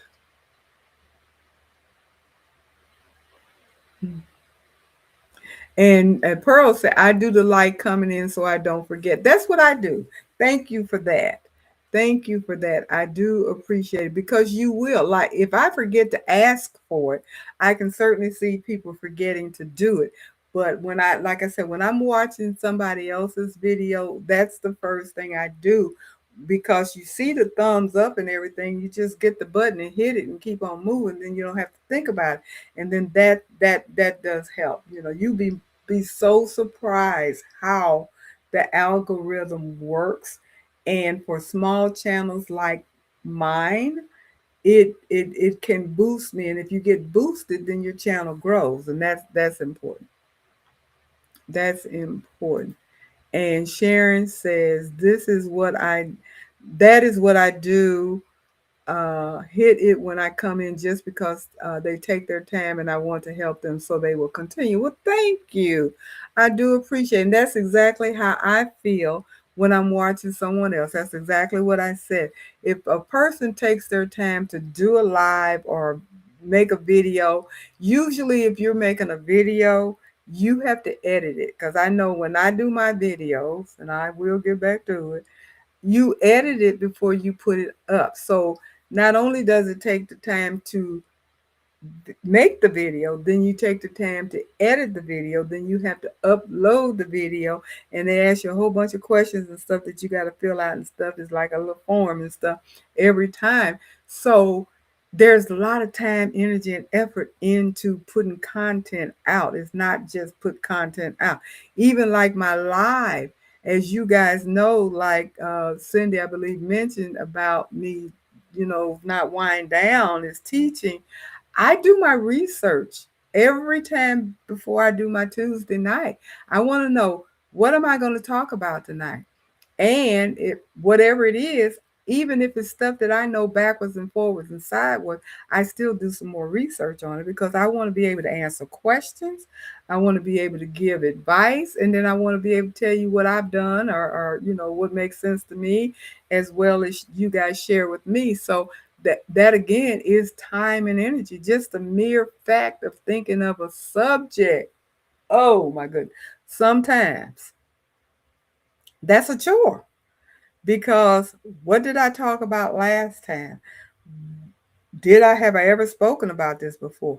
Is it time to repeat this subject? How long ago has it been? Because I don't want to keep talking about the same thing every time we meet and stuff. So it's a lot of energy that goes into coming up with a topic that I think that would be of interest, because I don't just want to waste time. I want whatever I do to be beneficial to everybody, including myself. So therefore, yeah, it takes time. Hi, Miss Joy. How are you? Thank you for stopping by. Uh, okay. How's it going with the embroidery with your new pulling, Miss Joy? How is that working for you? And Miss Joy said this whole YouTube stuff is hard work. Yes, ma'am. Because I know you work on it too. It is hard work. It is not. It is not just a simple pastime, or it takes time and energy. It really, really does.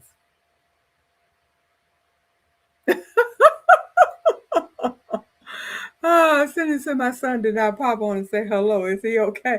My daughter did though. My daughter, I guess they take turns. I don't know. But my daughter popped on. I don't know if she's still on, because a lot of times she'll pop on and she won't watch because she don't have a clue what we're talking about, because she doesn't craft. But she will pop on every once in a while. And my son pops on every once in a while. He doesn't pop on every night. So he's fine. He's fine. He just, when he, I guess, thinks about it, because I don't even ask him. I don't even know when he's gonna pop on. I don't know when my daughter's gonna pop on. They just do their things, because I be just as surprised seeing them as you guys may be when they pop on. So, um, you know, I never know. But I'll ask him, how come you didn't come on tonight?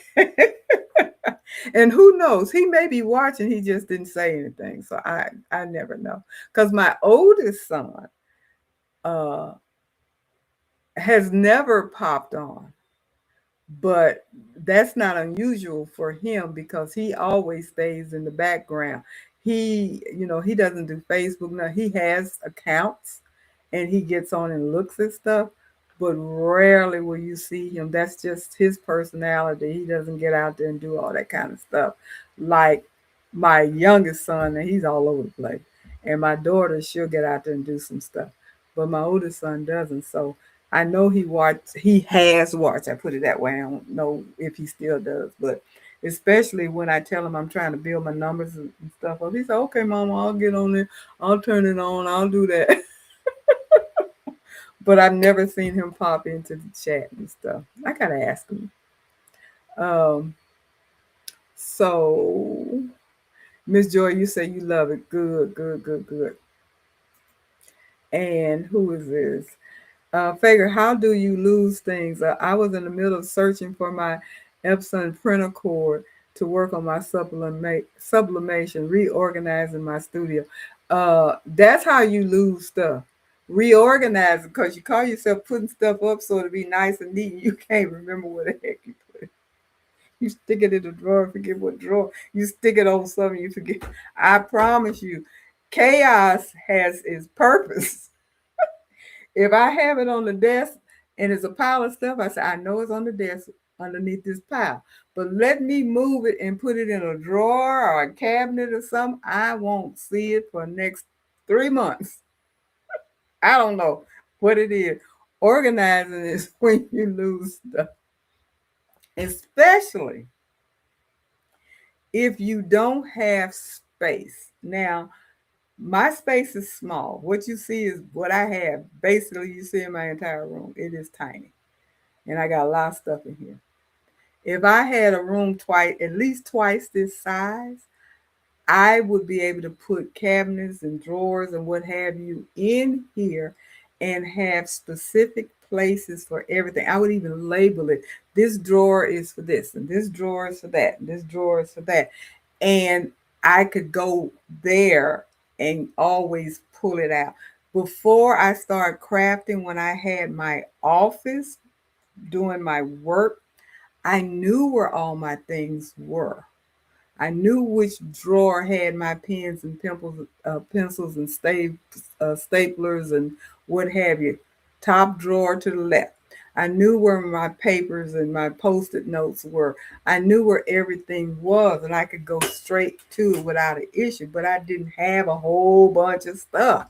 But when you have a whole bunch of stuff and you're using it, that's how things get disorganized.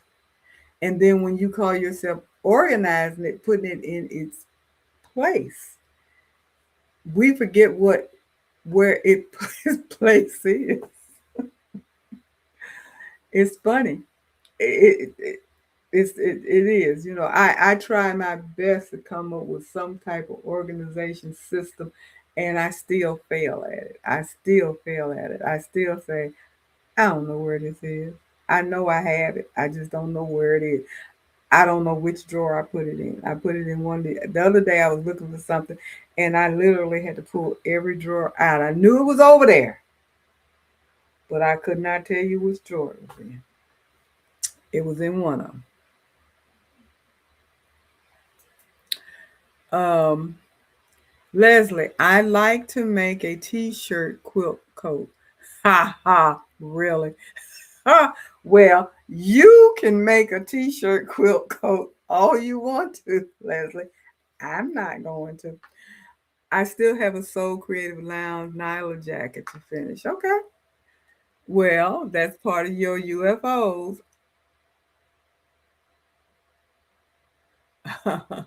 Jenny said they take turns to check in on me. Yeah, they do, pretty much. Yeah. And Quill for Joy says, my daughter doesn't craft either, drives me nuts. I could not get my daughter had no interest in nursing. I was not mad at her about that. I have literally I was in her house with my stuff. She never took two hot seconds to learn how to do nothing that I do. Nothing. My son has sat with me while I embroidered and watched.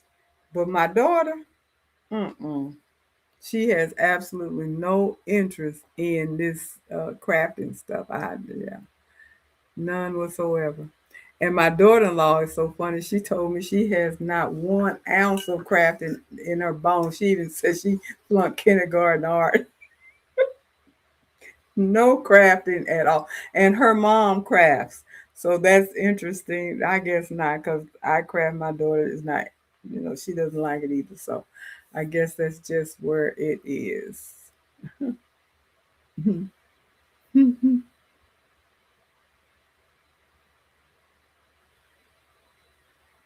Yeah, you organize and then you forget. Definitely. Definitely.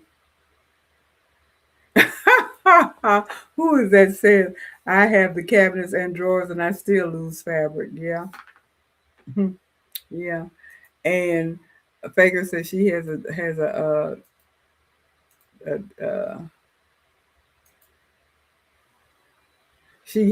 10 by 10 room. Yeah, I don't know what this is, but I know it ain't that big. Not that big. And Miss Joyce said, I can lose me if I didn't stand on my tippy toes. I hear you. I hear you. Sometimes it's easier to order another one off Amazon, getting it the next day, than stopping for an afternoon to find. I mentioned that the other day when we were talking about all of the gadgets and stuff that we have that we don't use, and organizing and stuff like that. How we accumulate things because we can't find them and we go buy new ones, and therefore we end up with double stuff, triple stuff, quadruple stuff because we put it down somewhere, cannot find it to save our neck, and we need one. So, like you said, you order it, get it the next day so you can move on. I knew I had this. I know I had this. I don't know where I put it, and you can't find it. So, what's the next best thing? Just buy another one. Buy, and then when you have two or three of them, you think, okay, that should really be good because you put one here, and one there. So every little station that you have, it should be there. Well, why do you pick it up from this station and move it over to another station? So the station you had it at, it ain't there no more. You moved it somewhere else, so now you still can't find it. So you didn't solve that. You didn't solve that problem by getting multiple things and having them stashed. Somebody was saying, well, I have one of these at each one of my sewing machines and each one of my stuff. But if you like me, I'll be doing something at my machine, stitching, cutting something or whatever, and then I'll turn around to my table and I'll still have the scissor or whatever, and I'll lay it on the table somewhere. It'll get covered up with something, and then I go back to my machine and I'm looking for those same scissors, and they're not there because I moved them when I like to keep my stuff right there. So yeah, nothing's easy. And Miss Joy said, yes, Amazon faithful 2 and 3, the same thing. Yep. And that's how we end up with 3 of the same thing, Eva said, and that is true. And then you find it. Yep. And then like you find it and you have 3, 4 of the same thing. And Cindy said, I agree with all of you and glad you can relate. That's all part of crafting. I my husband will come and peep in my room and he'll just look and walk out because he's a neat freak.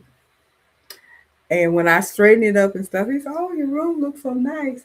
And then when I'm in here working, he'll just come in and look, and I can see that disgust on his face, and and so when I'm watching YouTube and I'm looking at other content creators, I said, "Come here a minute," and I said, "Can you see everybody's craft room looks like this? This is what craft rooms look like."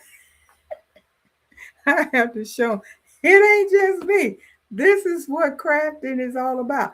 If you are a crafter, your room is going to be full of stuff. That's just the way you that's just how it is. It's going to be full of stuff. And if you're in the process of making something, it's going to be a full of stuff that's everywhere, because that's just the nature of what we do. I finished my coat yesterday, and today before I got on air, I came in here and I picked up all my scraps and the pieces that were big enough that was worth keeping. I kept the stuff that wasn't, I threw it away, and I straightened up and everything. But yesterday it was a hot mess. Why? Because you're cutting and you're sewing and you all the stuff that you do when you're putting something together. I had my tracing paper here, the pattern there. That's just the way it is. That's just what happens. So yeah, that's just it. Uh, who is that? Quill for Joy. You are in luck. You say you want 10 of those paper thing, a purple thing. Um, Amazon sells them in bundles. I don't know how many is in there. It may be 10 or maybe more than 10. I bought that bundle. Don't tell me where the whole package is. I think it's in one of these drawers over here. But I have more than one on my cart. But I have to tell you, it's the same thing that happened. I have two or three of them on my cart. And when I'm sitting at my machine, when I'm doing applique or something, and I want my purple thing to use as a stylus, I can't find not a one of them. Why? Because for some kind of way, I've moved all three of them over to the table, over to the machine, or somewhere. Drives me crazy. I said, I have more than one, and I still can't keep up with it. I tell you, it's difficult, very difficult. Uh, a clean, a clean room is a sign of a broken soul. Yes, I agree. That needs to go on a shirt. That needs to go on a shirt. And Marina said, never trust a craft room or a workbench that is neat. It is a sign of not being used. It really is. It really is. It really is. These are some good ones. Danielle, clean room is, yeah, I had that. Let me see. It was another one. All of you. Oh my goodness.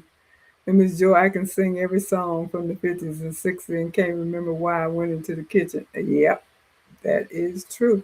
I can tell you what happened, when it happened, where it happened, and can't remember what I did 5 minutes ago. That's kind of how it goes. But that's a whole different conversation and a whole different show with that. So, before I go off tonight, why don't you guys put in the comment, what do you want me to talk about in the next week or two? Drop something in there. Give me an idea. Because, like I said, it's a chore, it's a struggle to try to come up with stuff. So, if you, whatever comes to mind, if I can do it, I will. If I can't, then I won't do it. But give me some ideas, you guys, before it's getting time to sign off. I got to go to work in the morning. But that would be so helpful if you guys can think of something right quick and drop a topic of some kind that you have an interest in that you would like for me to discuss. It can be about embroidery, It can be about quilting. It could be about crafting of some kind. I do rhinestones. I do sublimation. I'm learning how to do quilting, and of course, I do embroidery. So that's pretty much where I am when it comes down to um, crafting. And Ms. Jones, what is it needed to be a content creator? Okay. Um, Expound on that a minute. What is it needed to be a content creator? Let's see.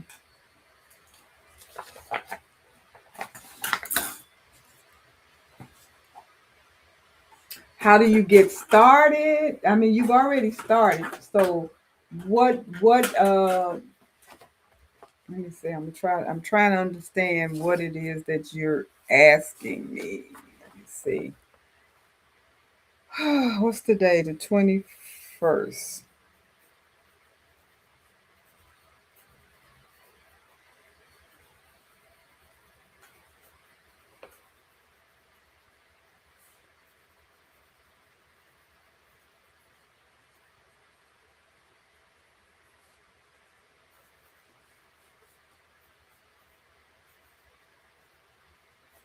That's a good question.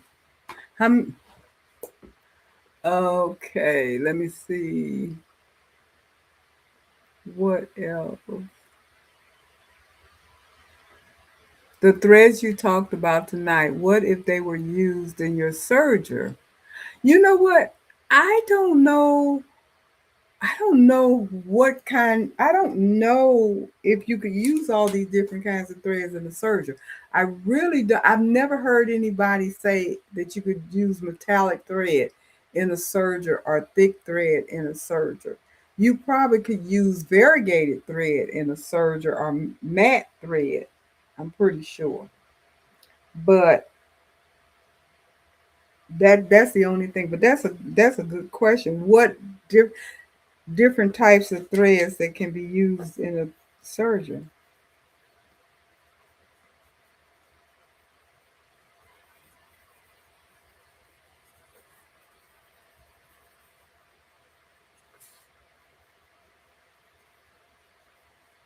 Because I don't know.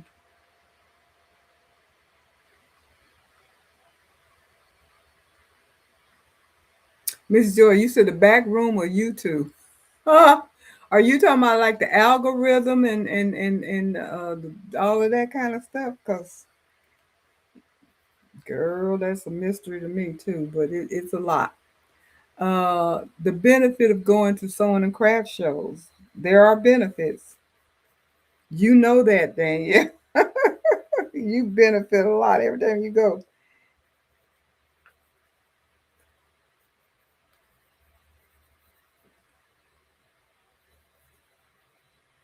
Pros and cons. That's a good one. I like that. I like that. And quilt for joy, quilt patterns. Huh, Jenny, have I talked about rulers? No, I have not.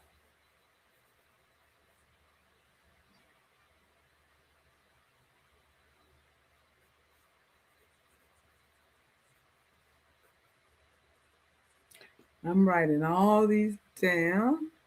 How to price your the stuff. Now I've talked about that, and I do have a video on that pricing. Pricing is always a question.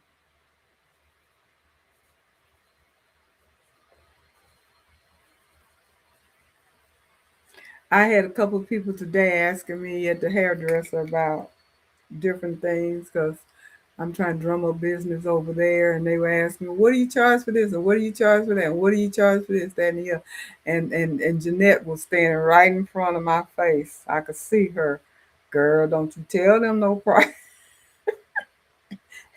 I didn't.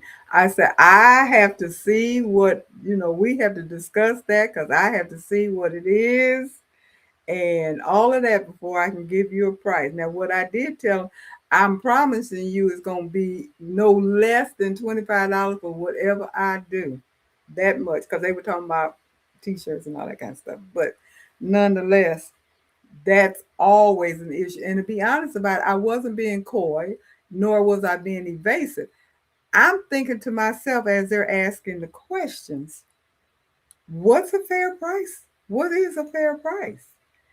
But I also wanted to know exactly because they're not telling me. They're looking at what I have and they said, oh, what would it cost to make that?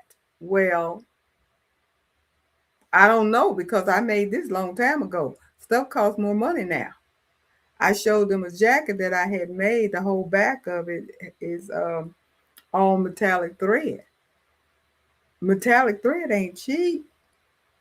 And then my back, I couldn't remember if it was done in my jumbo hoop or not.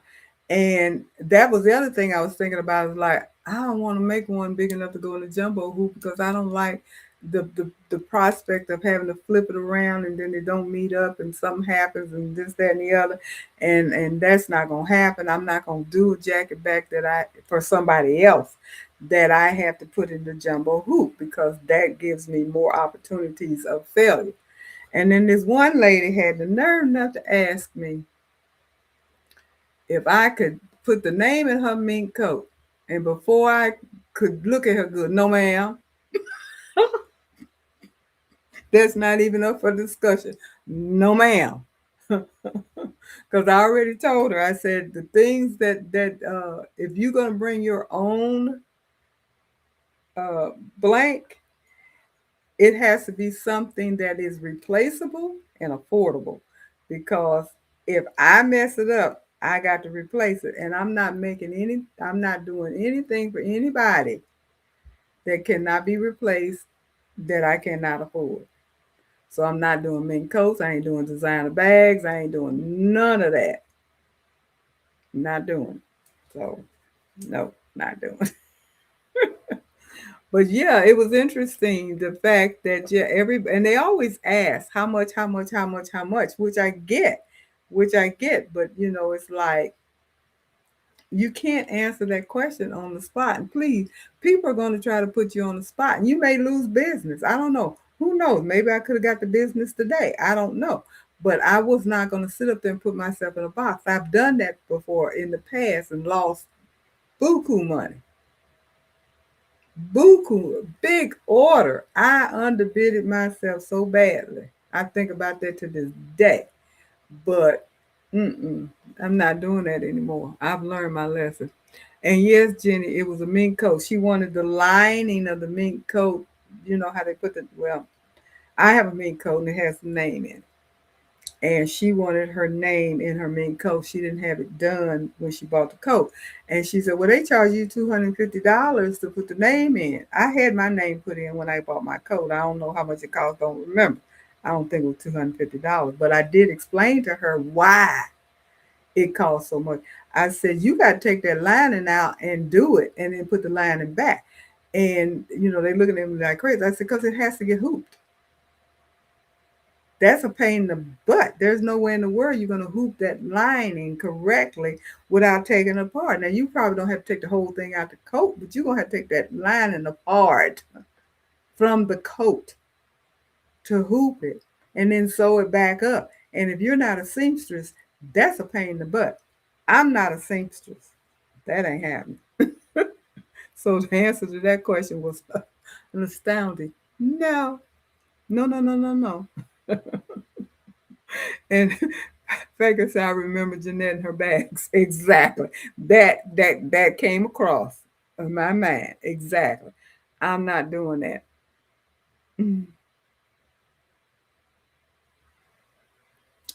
And Pearl, I like what Jenny said because I have always wondered why no one talks or teach on rulers, especially when it comes to quilting. Well, maybe we don't know. I don't know. I don't know a lot about it, but I can look it up. And Cindy, you're saying the history of how you got where you are at, teaching and sharing is so enjoyable to us. That's boring. Y'all don't want to hear about that. But I can give you a little bit on that. Quilt retreats, Marina. In person so longs are sewing cruises worth it. How do we find ones that are worthwhile? Okay. Quilting retreats, cruises, worthwhile. Okay. So these are some good ideas. Thank you guys so much because that gives me an opportunity to think about it. Yeah. Yeah, Faker. I'm telling you. I definitely thought about Jeanette and that and her bags. I thought about that when she asked me about that coat 2 3 times. She was playing with me after I explained to her the first time. Then she started teasing me about it. You sure you don't want to do that coat? No, ma'am. I am absolutely positive I don't want to do that coat. I ain't doing it. But I did explain to her why they charge so much money. So, I'm not mad, and she shouldn't be mad because I was like, it. People don't know what goes into embroidery. Because when I mentioned hooping and stuff, one lady said, "Oh, I had no idea. Let me stay out of this." Because people don't know. They're thinking sewing machine. I guess they don't know what embroidery is or how the process works or anything like that, and that's the reason why they don't understand the cost. And I get it because I didn't until I started doing it. I knew embroidery was expensive, never knew why until I started doing it. So now that I'm doing it, I do appreciate the cost. And that's just like uh, anybody else's skill, just like the lady that did my hair. Honey, she ain't cheap, but she's trained, she's licensed. This is what she does for a living, and those are her price. So, with that being said, then that means you pay the price or you don't get the service. And I feel the same way is whatever my price is my price because this is how I feel. This is how I feel I'm worth. And that's just the way it is. Either you pay it or you don't pay it, but don't try to bring me down with my prices because I know my worth and I know what I'm willing to do and not willing to do. So um, that's part of the price. And then maybe we will talk about pricing again. So how to stay motivated when other express different opinions, negative energy. Uh, and Quill for Joy Marathon Saturday where we watch back to back YouTubes on the same thing to make or something like that. And hi Keisha, how are you? And thank you. I'm happy with my hair. I'm happy with the color. Believe it or not, my husband did my color. Yeah, he's the one that wanted me to go back to the blonde. He says it's time to go back to the blonde, baby. It's getting warm. You need to get back to the blonde. So I said okay. And I was the one that decided that I wanted to get my twisties back, and hopefully they'll stay and grow into dreads. That's the plan. That's the hope. I wore them for years, long time ago, and they got heavy, and I acted fool and cut them off this time. If they grow and lock, I don't intend to get rid of them. I intend to let them keep on going, keep on going. Well, Keisha, you came in a little late because it's after. Actually, it's almost 9:30, and I'm going to get off of here because I got to go to work in the morning. But I do thank all of you all for hanging in. I do appreciate that. I always appreciate you guys participating, chatting. And again, thumbs up, thumbs up. Everybody that's on here should at least give me a thumbs up. If you're watching, give me a thumbs up. If you have not subscribed, please subscribe. Please, and then hit that notification bell so you know when to come back. Don't get off of here and don't hit the bell. Don't get off of here and don't hit the thumbs up. And don't get off of here and not subscribe. It don't cost a nickel to subscribe. Just hit the subscribe button and keep going. Um, hey, Miss Making with Marilyn. Where is she? Did she hop in? I did not see her. If she's on here, hi. Thank you for stopping by. I don't see her. But I hate that you guys stop in late because well, that's not what I mean. I'm glad you stopped in. Doesn't matter if you're late. The only thing is I'm getting ready to leave and I hate that. That's what I hate. The fact that I have to leave and shut down, unfortunately. I'm glad you guys stopped in. I do appreciate the support so much. You have no idea how much I appreciate it. And it does take a lot, and staying motivated is a topic because I do have a video on that, but it's not easy to stay motivated. Trust me, there are days I don't want to do anything. I don't want to do anything that has anything to do with this room. And there are days that I don't want to do anything that has to get on the camera. But it's a commitment. And that's part of the motivation. Plus, I enjoy it. It's fun. I consider you guys my friends. So I enjoy interacting with you guys, chatting with you guys. Even though I can't see you guys, you can see me. But when I look at the camera and I look at the chat and I see your names and everything, and some of you, I can see your faces on here and stuff, your pictures and stuff, it's like I'm like we're developing a relationship and we're friends and I know you. And I see you now making with Marilyn. Thank you for stopping by. I do appreciate it. But yeah, that's my motivation. And I enjoy what I do and I enjoy learning. Everything that has to do with embroidery, I enjoy. And I'm moving into the quilting, so I'm getting more interested in that. And I made that coat, so who knows? I'm gonna make something else. Don't know when, but I will be making more garments because that's the reason why I did the coat because I hadn't done a garment in so long. I wanted to see if I could do that. Was it challenging for me? Yes, it was. It wasn't a bad experience because a lot of stuff come back, but my skill level is nowhere near where it used to be years and years ago when I used to sew all the time. And it probably never will get there again. But I want to be able to do more sewing. I want to make bags. Those are the things that I want to do. So that's part of the motivation because I love learning. And as we age, it's easy to get stuck in a rut and settle.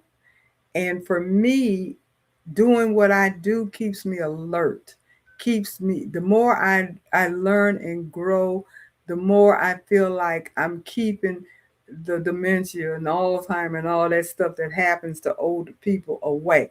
I don't want my brain to turn to mush, so I try to keep it busy. That's what I do. So I that's a motivation for me as well because I definitely, definitely, definitely want to keep the brain active. So who's not been feeling well? Sorry, whoever that is. Hope you feel better. I guess I missed that. Whoever that is. But anyway, I am. Oh, okay, Marina. Sorry that you're not feeling well. And I do hope you get your mojo back. Yeah. Because it's hard. It's hard to stay. It is hard to stay motivated, but hopefully, we all, when you don't feel good, you can't do nothing. And I tell you that part is true because you got to stay.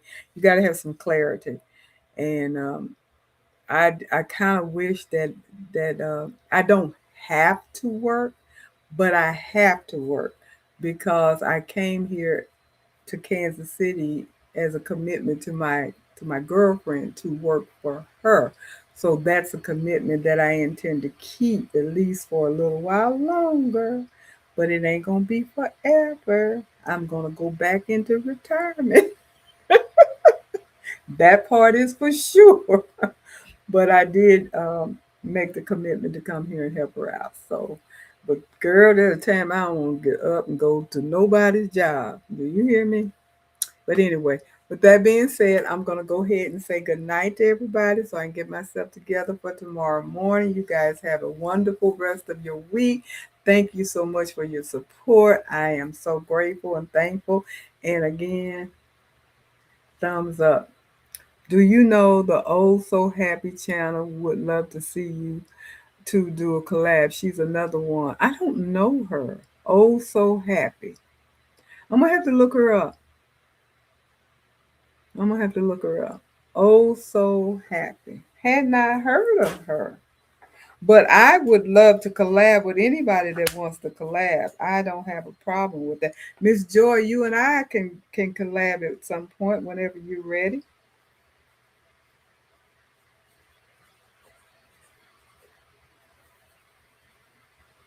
That could be a project that you and I can do if you're interested. We can talk about that. All right. See you later. Take care.